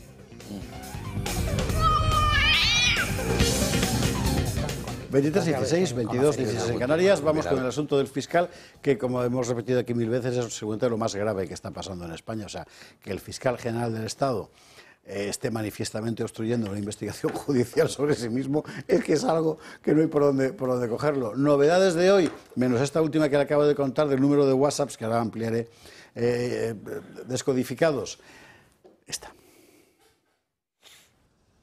Hasta en 2 ocasiones borró el fiscal general del Estado los mensajes de WhatsApp de su teléfono móvil, mismo además del que se desharía una semana después. Así lo acredita la UCO en su último informe al que ha tenido acceso el Toro Televisión, en el que deja constancia de que todas las conversaciones a través de esta aplicación móvil se borraron justo el día en que el Tribunal Supremo anunció su imputación. Y borrado de mensajes a que el propio García Ortiz se refirió ante el juez el pasado 29 de enero, acogiéndose a un protocolo que no existe existía para justificar que había eliminado las informaciones debido a la sensibilidad de su contenido. La UCO también atestigua que se ha eliminado, y además de manera reciente, la cuenta del fiscal general del Estado en Google Drive. No tiene ya cuenta de Gmail vinculada, aunque aseguran los agentes de la Benemérita que estas informaciones aún se pueden recuperar. Misma cuenta, además, a la que García Ortiz habría pedido a un subordinado que le enviara los correos entre la defensa de la pareja de Ayuso y el Ministerio Público. Según la UCO, habría recibido informaciones al menos 2 horas antes de que todo se filtrara a la prensa. Y un dato, el de la no existencia de mensajes, a la que se ha acogido hasta el propio Sánchez para defenderle. Y resulta que hoy, en el informe de la Guardia Civil, se dice que no hay ningún mensaje. Sin mencionar que no lo sabía porque fueron borrados del dispositivo. En su informe los agentes también dejan constancia de la extraordinaria actividad telefónica que mantuvo García Ortiz el día anterior a la filtración. Si de normal mantenía una media de 5 llamadas diarias, la jornada previa a la filtración se registraron al menos una veintena. Una de ellas corresponde además a un periodista de la SER que publicó las informaciones, pero a quien García Ortiz no llegó a cogerle el teléfono. El juez Hurtado ha acordado ahora nuevas diligencias, citando a declarar como testigo al decano del Ilustre Colegio de Abogados de Madrid, Eugenio Ribón, quien representa además a la primera institución que denunció los hechos. La última información, ya le digo, es esa cifra de más de 5.000 mensajes de WhatsApp que la UCO ha podido sacar. Es complicado, porque había borrado 2 veces, se había deshecho de los terminales, su propia cuenta de Gmail la había borrado también, en Google le habían dicho que bueno, que igual se podía sacar, pero que no estaba claro, que de lo de los WhatsApp se fueron olvidando. Bueno, pues han sacado la UCO esa cantidad, y la pregunta es evidente, o sea, ¿por qué los has borrado? Claro. Indicios de inocencia, ¿no? O sea, tú cuando realmente tienes unos mensajes ahí que te pueden exculpar de una acusación como esta, pues lo que no haces es borrarlos. Obviamente es un indicio claro de que tiene algo que ocultar. A mí la situación del fiscal general del Estado me parece desde hace tiempo ya me parece absolutamente insostenible. Es inaceptable que el fiscal general del Estado pueda seguir ejerciendo como tal su cargo, llegadas las circunstancias y los acontecimientos que se han producido en los últimos meses. Es que se le acusan de cosas muy graves. Es que además el Ministerio Fiscal justamente está para hacer todo lo contrario a lo que este señor ha hecho. Y cuando dice el señor Bolaños que ha hecho su trabajo, efectivamente ha hecho su trabajo, el que le mandaba el gobierno. El problema es que él no es el fiscal general del gobierno, él es el fiscal general del Estado. Y él tiene una responsabilidad muy clara, que es la protección de la legalidad. Y eso es lo que se ha saltado, supuestamente o presuntamente, se ha saltado la legalidad.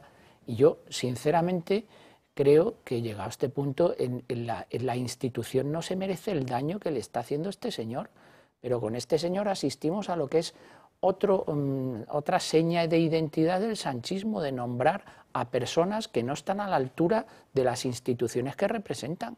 Este caso es absolutamente delirante. En cualquier país con unos estándares mínimamente de democracia, este señor ya había dimitido hace mucho tiempo. Yo he tenido la oportunidad de hablar con muchos magistrados y con muchos fiscales, y es una vergüenza ajena que este señor siga ostentando el cargo de fiscal general del Estado, que es uno de los cargos más importantes en una democracia. Además, no tiene, perdón, Karina, y con esto termino, es que el objetivo de la Fiscalía es precisamente, insisto y repito, en preservar la legalidad, que esto es lo que este señor ha quebrado toda la confianza en el sistema. Y que además ha generado una guerra tremenda en la Fiscalía, porque en estos momentos tiene a un montón de fiscales en contra después de que los haya amenazado, porque ha llegado incluso a amenazar a los fiscales diciendo que si lo presionaban para que dimitiera, él iba a tomar represalias. Es decir, es que es de un matonismo que es absolutamente insoportable, ¿no?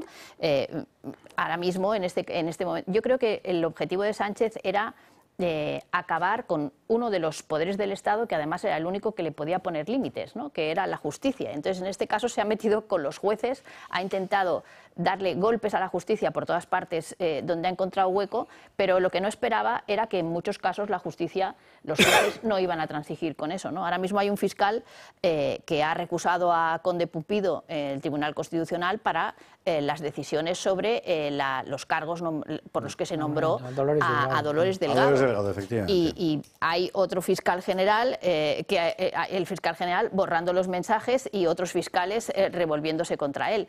Ahora mismo comentabas tú al iniciar el programa la situación, creo que era Jesús, la situación que había de que unos recusan a Conde Pumpido porque tomaba partido en las decisiones y los nombramientos de Dolores Delgado, y otros recusan al magistrado Macías porque había emitido una opinión sobre la amnistía, ¿no? Yo creo que la situación de la justicia en este momento es que debe estar a punto de implosionar, pero lo que es gravísimo es que el fiscal general del Estado, que es el encargado de perseguir el delito, esté en estos momentos imputado, no se vaya y encima se atreva a obstruir la acción de la justicia. Me parece que un caso, como tú decías, delirante, pero es que además es inaceptable, y yo creo que los españoles deberíamos poner pie en pared y decir basta a esta situación. Ahora, también te digo una cosa, yo creo que aquí detrás de esta situación del fiscal general hay alguien que lo mantiene y que le dice que aguante. Pues claro, o sea, aquí hay alguien que lo está manteniendo en ese cargo de muro de contra viento y marea, claro, porque no les interesa que se vaya para que no salga precisamente lo que hay detrás de esta situación. Yo creo que los españoles estamos hartos de esta batalla de si el novio de Ayuso, que si la mujer de Sánchez, estamos cansados porque esto es lo que ocupa y preocupa a los titulares de todos los días, cuando esto no son problemas prioritarios para el conjunto de los españoles, y los políticos deberían dedicarse a trabajar por los problemas principales de los españoles. Y también os diré una cosa, hay otro asunto que es gravísimo, y es que el presidente del Gobierno hace más de 3 meses que no se somete a una sesión de control parlamentario. Eso es gravísimo. Más de 3 meses a una sesión de control parlamentario. Y que no va al Senado. Y que no va al Senado. Y quiero recordar que el presidente del Gobierno dijo algo que también es gravísimo para lo que es la esencia de la democracia. Y es que dijo que él no necesitaba al Parlamento para gobernar. Y fijaros que lo último que ha hecho ha sido dictar 2 decretos ómnibus en los cuales ha metido un batiburrillo de decisiones que en ningún caso eran beneficiosas para el conjunto de los españoles, sino que en muchos casos les perjudicaban. Y por lo tanto lo que los españoles debemos de decir es basta a esta situación de autocracia, esta situación dictatorial en la que el presidente del Gobierno hace lo que quiere con la justicia, con la gestión del Gobierno, con la toma de decisiones sin tener ningún tipo de freno y de control. 3 meses sin control parlamentario. Jesús Trillo. Hombre, yo creo que la verdad es que todo apunta a que este señor va a terminar condenado. Es decir, por tanto, que el fiscal general del Estado sea acusado no ya de revelación de secretos, sino de obstrucción a la justicia, que el artículo 454b del Código Penal castiga con 4 años a 6 años de cárcel. No estamos hablando de la destrucción de pruebas materiales. Y revelación de secretos tampoco es... Y tampoco cualquier cosa. Es decir, que estamos hablando, por tanto, de delitos muy graves, al menos penados de manera muy fuerte en el Código Penal. Claro, por un lado se le pilla y dice la Guardia Civil, aunque no vaya, parece ser que es imposible conseguir el contenido de los WhatsApp, pero sabemos que hay 5.000 WhatsApp que ha borrado el tío a partir de las 2 horas de que se le imputa el día, no sé cuándo, 16 de octubre. Y luego, además, también el día en el que se produce la filtración, por cierto, habla, como en Dolores Delgado, también lo he leído en el informe de la UCO, habla durante 20 minutos en 2 ocasiones. Más de 20 minutos en 2 ocasiones. Es decir, que todo tiene un aspecto que huele francamente mal, ¿no?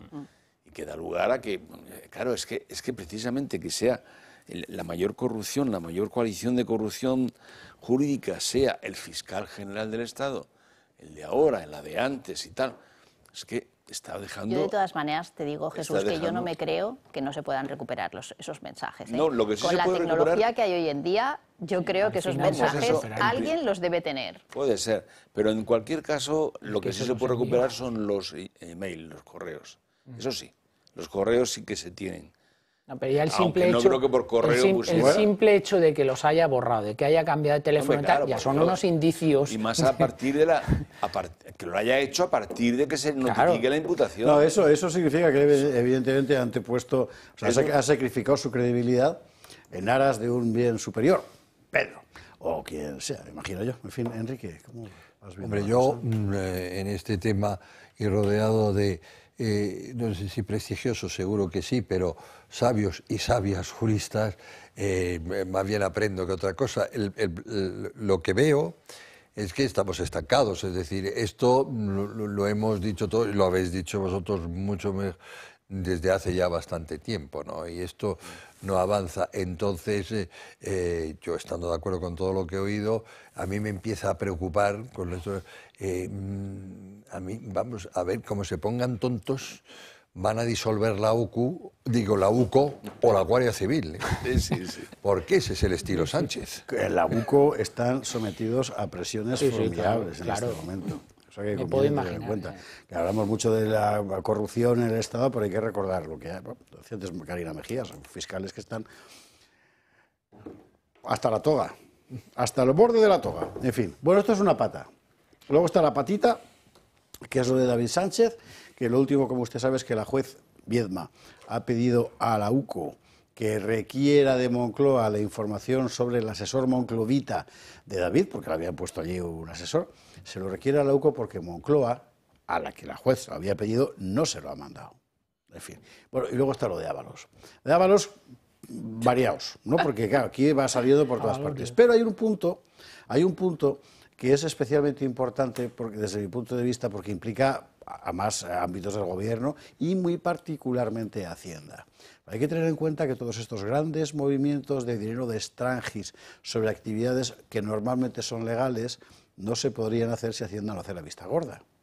Y perdonadme, pero a Hacienda le hemos visto hacer la vista gorda y aún más en el caso del hermano, precisamente. Vamos, a mí no ha venido nunca un inspector de la agencia tributaria de estos tan amables que me acosan a decirme, mira, para que tengas que pagar menos te voy a dejar que tributes en Portugal. No. Bueno, y Ábalos y Aldama. Y Aldama que le pide a Ábalos, échame una mano con Hacienda, con el tema de los hidrocarburos y esas cosas. Vamos a ver la información. Una relación frecuente, personal y de confianza. Eso es lo que se deduce de las conversaciones vía WhatsApp entre Víctor de Aldama y el exministro Ábalos. En una de ellas, de hecho, el empresario le exigió poder reunirse en su casa para pedirle que pidiese a Hacienda que pusiera fin a la inspección de sus empresas. Según el comisionista, el fisco había empezado a trabajar como si se tratara de una venganza y lo atribuía todo a una denuncia anónima que procedía del entorno de Ábalos. La relación, la proximidad de Koldo García con el Ministerio de Hacienda y en concreto con la mano derecha de María Jesús Montero, Carlos Moreno. Según el diario, Ábalos habría insistido en la idea de que, sin ser ya ministro, no podía siquiera tener influencia en el Ejecutivo. Todo lo contrario a lo que dedujo Víctor de Aldama para pedirle el encuentro, dado que él tenía constancia de que habría sido el propio ministro quien hubiese impulsado la actuación tributaria en su contra, ahora sí, por venganza por haberle implicado en la trama. La conversación sobre el encuentro en el domicilio del exsecretario de Organización de los Socialistas no es tampoco la primera en la que se deduce su cercanía. Es importante que hablemos, o me gustaría tomarme un café contigo, son algunos de los mensajes que obran en manos de la Policía Judicial, que se deducen del teléfono móvil del comisionista del caso Koldo y que mantuvo con el exministro Ábalos. Bueno, hay más cosas. La mafia. Seguramente la última, y que es particularmente grave, es la puesta en evidencia del ministro Torres una vez más. Como con Reyes Maroto. Yo no conozco a nada de este señor. Ah, bueno, sí, le vi una vez. Sí, hombre, sí, 3 veces, bueno. Torres dijo en el Senado que no tenía ninguna relación con Aldama. Bueno, pues los WhatsApps no dejan mentir, que es lo que sacaba Boquidiario, lo contó Luis Valcarce esta mañana, es decir, contactos frecuentes. ¿Delictivos? ¿No delictivos? Pues oiga, mire, yo no lo sé, y eso tendrá que decirlo un juez. Pero si tú vas al Senado a decir que no tienes ninguna relación con un señor y tus WhatsApp demuestran que tienes relación con ese señor, pues una de dos. O tienes una memoria pésima, lo cual para ser ministro de Memoria Democrática pues tiene su gracia, ¿verdad? O estás mintiendo. Y ya está. Y aquí hay un contubernio que flipas. A mí me resulta particularmente, insisto, relevante la cuestión de la agencia tributaria, que no deja escaparse 150 euros de un jardinero un trimestre. Y que aquí, vamos, lo que se ve en el tema de hidrocarburos es realmente, en fin, bueno, ¿cómo lo veis?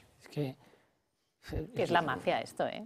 Tiene toda la pinta. Tiene toda la pinta. No sé cómo lo veis vosotros, pero vamos, a mí que un ministro esté negociando con un empresario a ver si le echa una mano con Hacienda y a la vez el empresario le paga viajes para que se vaya con su chati a Rusia y todo este tipo de cosas, a mí me parece todo de una desvergüenza y de la mafia de Torrentes esto. O sea, además, fijaros que la situación en la que está el ministerio, ¿no? Porque este señor fue ministro durante varios años, la auditoría ha puesto de manifiesto que maniobró a través de ese ilustre asesor que tenía, Koldo García, para que se atribuyeran determinadas obras a determinadas constructoras en la zona precisamente del entorno del actual ministro Puente. El actual ministro Puente ha hecho una auditoría y dice que sí, que ahí había manejos. En fin, todo es... y no dimite nadie, ¿no? Y ya es el caso, yo creo que el caso más insostenible precisamente es el del ministro Torres, que se ha demostrado que ha mentido, que se ha demostrado que ha participado de todos los chanchullos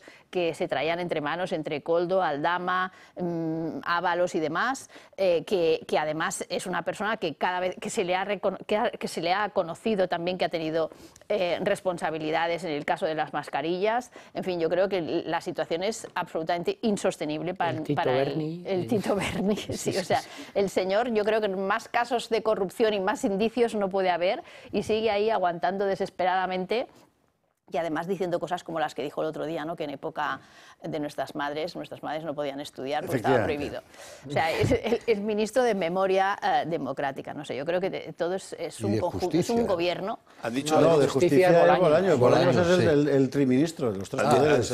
Han dicho una cosa, que Karina, es un que está muy gobierno matizada. impresentable que me parece que debería dimitir en pleno y largarse. Han dicho una cosa que está bien matizada, es una mafia, pero tipo Torrente. Claro, es que es chusco, efectivamente, es todo tan chusco. Y además todo es de segunda, ¿no? Es una cosa tremenda, ¿no? Este señor, el Torres, el ministro, la verdad es que aún no ha sido imputado ni ha sido investigado.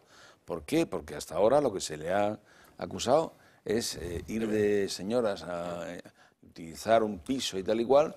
Y no sé si alguien de una vez dijo al Aldama que había recibido, bueno, la verdad que no, lo de recibir o no recibir dinero mientras no se pruebe de alguna manera. Claro, pero es que cuando tú eres ministro te sitúas en una posición de ejemplaridad. O sea, tú tienes que ser ejemplar en tu conducta. O sea, y además este señor ha sido presidente de comunidad autónoma, que es también otro referente para el conjunto de la sociedad canaria. Tiene que ser una persona que en su acción de gobierno, pero no solo en su acción de gobierno, sino en su vida personal, tienes que ser un referente. Oye, tienes que ser una persona pues con una cierta moral. Y esta gente da todos los días un espectáculo de inmoralidad y de falta de ética pública escandalosa. Yo quiero recordar... Da la impresión, perdón, de que hay un cierto atasco judicial en esta historia, ¿no? Porque yo creo pero es que es muy gordo, Jesús, es que hay muchas ramificaciones. Aldama pretendió, en un momento determinado, hace una semana, algo así, Aldama acusó directamente de que habían cuentas corrientes a nombre de Begoña, de la ministra de Hacienda y tal y cual, de millones de euros en la República Dominicana, ¿no? Sí, que se lo había dicho un empresario. Al parecer se lo había dicho no sé quién, no sé cuánto, pero en fin, o se abre algún tipo de investigación sobre grandes cantidades de dinero, no sé si en República Dominicana, en Suiza o en donde sea, en un paraíso fiscal, al fin y al cabo, pues la verdad es que esto me parece a mí que no avanza. Es que es un macro sumario, es que tiene varias ramificaciones, claro, entonces esto tiene que avanzar. Yo quiero recordar una cosa que no se nos puede olvidar. El señor Sánchez, en un debate, ¿os acordáis? En unas elecciones le espetó al señor Rajoy, le llamó indecente. Indecente al señor. El señor Sánchez se rodeaba en su Peugeot 405, creo que era un Peugeot 405 por el que recorrió España. En ese coche iba Ábalos, que parece ser que es un señor muy decente, supuestamente. Iba Koldo, otro hombre absolutamente de moralidad intachable. Iba Santos Cerdán, que es el que ficha a Koldo. Y Santos Cerdán ficha a Koldo porque le conocía. Pero el anterior trabajo de Koldo era portero de un club de Alterne. O sea, esa es la categoría que tiene Bueno, esta gente. Entonces, lo que decimos es que además es todo tan chusco, un portero tan de torrente, efectivamente. Un trabajador de una central... Este es el gobierno de España. Este es gente que ha estado en el Consejo de Ministros. Es que la mayoría del Consejo de Ministros está metido en estas historias. Todo eso quedó en el pasado. El gobierno es el gobierno de España, es lo que la gente vota. Sí, desgraciadamente. Y la masa crítica de los españoles es lo que es. Es así, desgraciadamente. Ahora, una pregunta, pues lo que voy a hacer es una pregunta. Esto de que le dijo a échame una mano con Hacienda, ¿eso lo ha declarado Aldama? Es una declaración de Aldama. Y están los WhatsApp. Está recogido en los WhatsApp. Está recogido en los WhatsApp. No es que él haya dicho que es, sino que... Yo creo que ahí el jefe de gabinete de la señora Montero, de la ministra de Hacienda, está metido en el ajo, porque fue él el que hizo las gestiones para facilitar que a determinadas empresas vinculadas con Aldama se le facilitaran unas rebajas o se le hiciera la vista gorda en determinadas inspecciones de Hacienda. Claro, cuando ves a los españoles agobiados a impuestos, pues... Las cifras directas de Torres a diferentes empresas también. Yo creo que en este tema la estrategia del gobierno sigue siendo el pararlo todo en Ábalos. Y por eso hay cierta... Y en Cándido Pumpido luego. Y luego lo que se fíjate tú que en el caso de Ábalos, en el caso del fiscal general, desde luego están esperando a Cándido Pumpido, eso está claro. En el caso de Ábalos ni siquiera, ahí yo creo que está... Bueno, ya veremos. Yo creo que ellos quisieron poner... Tenemos el antecedente de los ERE, o sea que... quisieron poner en Ábalos un cortafuegos, ¿no? En definitiva. Sí. Cargar ahí todo. Yo creo que ahí no entraría ni Cándido Pumpido. Pero yo creo que se les escapa de las manos. Eso es posible, eso sabéis siempre pasa, que ya está gordo. Es una cadena con demasiados eslabones, me da la impresión, y ahí ha aparecido de todo. En fin, bueno, Publi, hay que ser la Publi porque si no se nos... Y hay que hablar del asunto de la violencia de género. Hoy había un acto público en el que Pedro Sánchez ha estado jactándose de lo importante que es las leyes españolas de violencia de género. Mientras tanto, estamos todos pendientes de ese momento épico en la lucha por los derechos de las mujeres, que es el juicio contra Rubiales por el beso a Jenny Hermoso. Y nadie ha contado que en Canarias las chicas mauritanas están pidiendo socorro porque hay miles de casos de chicas que viven en España y que las llevan a su lugar de origen para que les mutilen el clítoris. Pero de eso las feministas no hablan, porque son de Mauritania. Publi, y a la vuelta lo vemos. 23, 43, 22, 43 en Canarias, recta final del gato, que vamos a dedicarlo al asunto de la violencia de género, etcétera, que es una de las grandes imposturas de este gobierno. Como usted sabe, en España funciona desde tiempos de Zapatero una ley de violencia de género que consistía básicamente en pensar que las mujeres víctimas de violencia eran víctimas porque el agresor era un hombre y no por las causas concretas por las que se había ejecutado tal violencia. Un hombre en general. Es un disparate, porque al final lo que haces es convertir un hecho que objetivamente existe en un hecho ideológico. Y a partir de ese momento, pues pierdes de vista la realidad. Resultado, pues mucha ley, mucha propaganda, muchas historias, pero las cifras básicamente son las mismas. Y que no se te ocurra hablar del origen nacional, por decirlo así, de la mayor proporción de agresores y de agredidas. Entonces no hay forma de solucionar nada, sencillamente.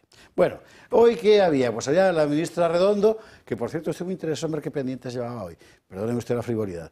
Y que hay que renovar el Pacto de Estado, claro, y tanta gente viviendo de él.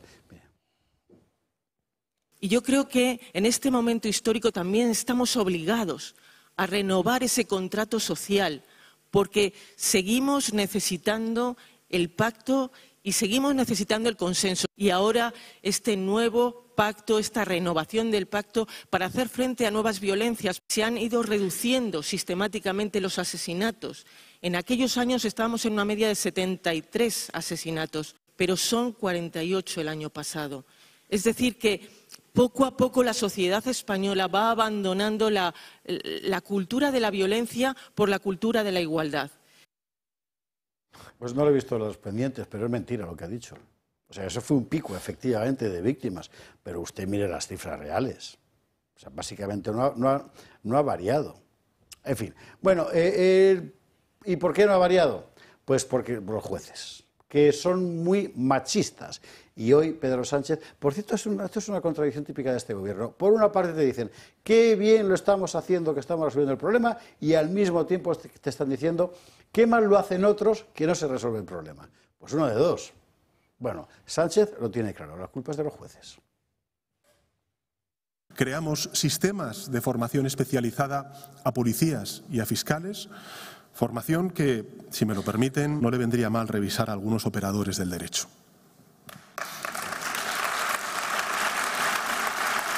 Hay interrogatorios que no despejan dudas, las aumentan. No permitamos que una mala praxis o la falta de empatía lleven a una sola mujer a preguntarse si merece la pena la denuncia. Operadores del derecho quiere decir jueces. Usted mañana cuando vaya a un tribunal, Dios no lo quiera, pero en fin, cuando se dirija al juez no le diga señor juez, dígale señor operador del derecho. De verdad que se puede ser cursi y en fin, luego lo siguiente. Mire, ¿sabe usted cuál es el problema?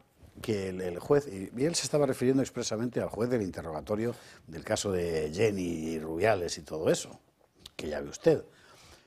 El problema es que has cogido un hecho objetivo y lo has metido en una atmósfera que le es ajena, que es la ideológica. Y te salen cosas como lo del Ministerio de Sanidad, que es posiblemente el mejor ejemplo de hasta qué punto el sueño de la ideología produce monstruos y monstruas, y monstrues, como esto que sacaba en su web el Ministerio de Sanidad. Tuit del Ministerio de Sanidad: los hombres viven menos, se suicidan más y consumen más droga. No es la genética, es una masculinidad que empuja a asumir riesgos y ridiculiza la vulnerabilidad. Vamos a, esto es alucinante, porque no es ningún estudio científico, ni nada parecido. Es el Ministerio de Sanidad que coge un artículo ideológico en el que la masculinidad es mala. ¿Por qué? Porque es masculinidad, y a partir de ahí le dice a toda España que los hombres somos lo peor. ¿Y por qué el Ministerio de Sanidad se mete en esta historia? Aparte de que es mentira. Es decir, el hecho de ser hombre, acuérdese usted lo que dijo Manuela Carmena, el ADN del macho te empuja a ser, vamos, lo peor. Y ya si encima eres católico y heterosexual ni te cuento. O sea, ¿de verdad? Bueno, pero el nivel es este. Al mismo tiempo, en lo que está el mainstream mediático es en el juicio de lo de la Jenny, que es la cosa más, en fin, perdóneme, más, aquí no le estamos prestando atención porque me parece una cosa enteramente ridícula. ¿Qué ha pasado hoy? Bueno, pues no sé qué historia de Monse Tomé, que yo no sé ni quién es. Ahora me lo explicará Antonio Alonso Timón, que eso del fútbol sí que lo sigue, digo yo. Es la entrenadora de la selección femenina. La entrenadora es esta señora, bueno, que dice que dejar a Jenny Hermoso fuera de la lista tras el Mundial no fue un castigo. O sea, de verdad no sabe usted hasta qué extremo me importa un rábano. Y creo que a nadie debería importarle, sobre todo cuando lo que de verdad está pasando y nadie le presta atención, mucho menos dentro del mundo feminista es lo que denunciaban el otro día las chicas mauritanas en Canarias, donde hay un importante número de chicas que provienen de allí. Unas 4.500 mujeres en Canarias han sufrido o tienen riesgo de mutilación genital. Bueno, explicamos el titular. Dentro de esas 4.500 hay chicas jovencitas mauritanas. De ellas, a unas ya se les ha practicado la mutilación genital en su país y otras que viven en Canarias van a volver, hablamos de chicas de 11, 12, 13 años, van a volver a su país a que se les practique. ¿Y aquí ha visto usted alguna manifestación del Ministerio de la señora Redondo? No, ¿verdad? ¿Por qué? Bueno, pues mire. Ya está. Aquí quería dejar yo el asunto. Y ahora ya vosotros tenéis 10 minutos para decir lo que queráis. Pues mira, una estadística que acabo de mirar, porque esta mañana he visto en algún programa de televisión un gráfico en el que se veía clarísimo que esto que dice la ministra Redondo es mentira y que los delitos por violencia de género no han descendido desde que existe la ley, sino que precisamente han aumentado. Pero es que si te vas al Instituto Nacional de Estadística, te dice que en 2023 se inscribieron como víctimas de violencia de género y de violencia doméstica un total de 41.614 personas, una cifra muy superior a la de 2022. Es Es decir, ya el propio Instituto Nacional de Estadística ya te da el dato de que este año se han incrementado, el 2023, y ahora ya, si te miras las cifras del segundo trimestre de 2024, ya son escandalosas. Entonces, es una evidencia que estas leyes que han hecho son ineficaces en la lucha contra la violencia doméstica y que las leyes que han hecho para condenar las agresiones sexuales lo que han hecho es perjudicar a las mujeres, ponerlas en una situación de riesgo, porque lo que han facilitado es la salida a la calle de un montón de violadores y de agresores sexuales que deberían estar en prisión por el recorte de condenas y por la puesta en libertad. Y por lo tanto, yo creo que lo primero que deberían hacer es reconocer su fracaso, ponerse a trabajar en ayudas o en instrumentos que sean eficaces o en recursos que sean eficaces, y esos recursos deberían ir principalmente a la justicia, que es la justicia precisamente la que tiene que decidir si se produce una agresión y castigar al agresor. Y la justicia es precisamente a la que le faltan medios, le faltan recursos humanos, le faltan recursos jurídicos para poder atender esas cosas, porque las leyes que se han hecho se ha visto que son ineficaces y además están mal hechas. Yo creo que además de que efectivamente, desde un punto de vista de política criminal, se puede decir que no ha tenido ninguna eficacia porque no ha reducido sustancialmente los delitos que importaban, que a fin y al cabo son los del asesinato, etcétera, que se siguen produciendo. Por las razones que sean, en España y fuera de España, eso no tampoco es una... Pero es que además yo creo que ha sido perjudicial en la relación hombre-mujer y en la relación pareja y en relación en general matrimonial también, en España, porque la ley se basa, que la gente tiene que saberlo, en varios dogmas ideológicos, tales como el machismo criminal, el síndrome de mujer maltratada, en definitiva el patriarcado, etcétera. Todo esto hace y configura esa ley como un conjunto ideológico que, a fin y al cabo, lo que hace es presuponer que el hombre es un ser depredador más que, y que la mujer es una víctima, más que el hombre y la mujer están llamados a complementarse y amarse, a fin y al cabo, que todos deseamos o todos reconocemos. Por lo tanto, es acabar poco a poco con una concepción, digamos, complementaria de los sexos e ir a un enfrentamiento radical que, además, prima la desigualdad totalmente. Vamos, concretamente, el artículo 153 del Código Penal establece que cuando la víctima sea una mujer y el agresor un hombre, se agrava la pena sustancialmente, etcétera, simplemente por el hecho de ser un hombre, cosa que, en mi opinión, va en contra del artículo 14 de la Constitución, que exige la no discriminación por razón de sexo, etcétera, ¿no? En fin, es una ley ideológica que no es que esté mal, en definitiva, perseguir, a mí me parece muy bien perseguir la violencia de género, más que la violencia de género, como muchas veces hemos dicho, la violencia sexual, la violencia, como quiera llamarlo, ¿no? Machista. ¿Sí, eh? Machista.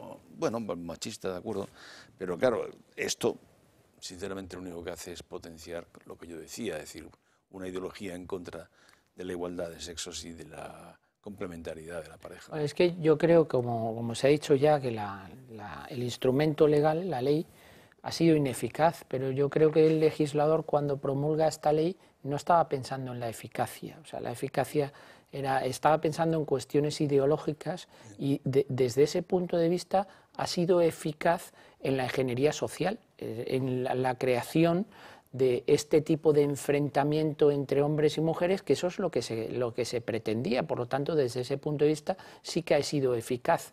Como bien se ha apuntado también, en muchas ocasiones, esta ideología llevada al extremo ha producido consecuencias absolutamente indeseables para precisamente a quien se supone cuál era el objeto a proteger, que era la mujer, como es la última ley que se aprobó la señora Montero, que aprobó cuando era ministra, por la cual han salido a la calle más de 1000 violadores y personas, vamos, lo mejorcito de cada casa, depredadores sexuales con delitos graves, ¿eh? Estamos hablando de delitos gravísimos, de violaciones, de asesinatos, etcétera, etcétera, etcétera. Por lo tanto, bueno, pues este es un ejemplo clarísimo, paradigmático, de cómo la ideología ha primado frente a la protección de las supuestas personas, el objeto que se pretendía proteger. Y con esto termino.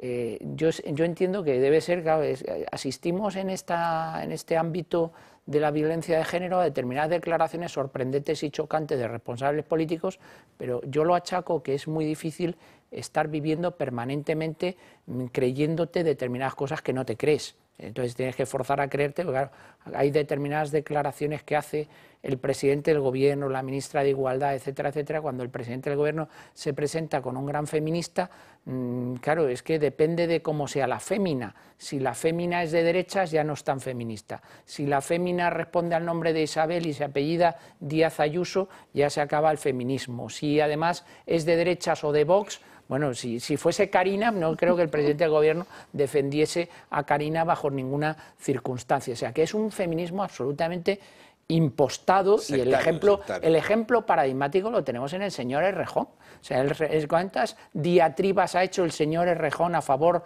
del feminismo y tal? Y vivía en esa permanente, pero claro, era la culpa del patriarcado, del patriarcado y del capitalismo. Llegó a decir que habían valorado entre sacrificarlo políticamente o preservarlo para garantizar su capital político, o sea, su talento político, y que entonces estaban en esa diatriba. O sea, imagínate el nivel de hipocresía. Es decir, totalmente, un señor que todo el grupo parlamentario sabe que ha cometido abusos y que además han sido denunciados y protestados por muchas de las empleadas del grupo y de otros miembros de la Cámara, y que ellas se cuestionan si denunciarlo y sacrificar con eso el capital político que supone. Imagínate el nivel de hipocresía. Totalmente, o sea, si es que no creen lo que dicen, entonces es difícil. Surrealista.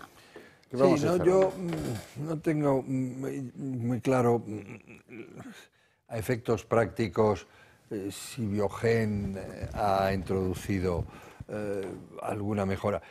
Sé, pero vosotros sabréis más, que lo que anuncia la señora Redondo es el Biogen 2, es decir, una mejora a la vista de la experiencia y tal.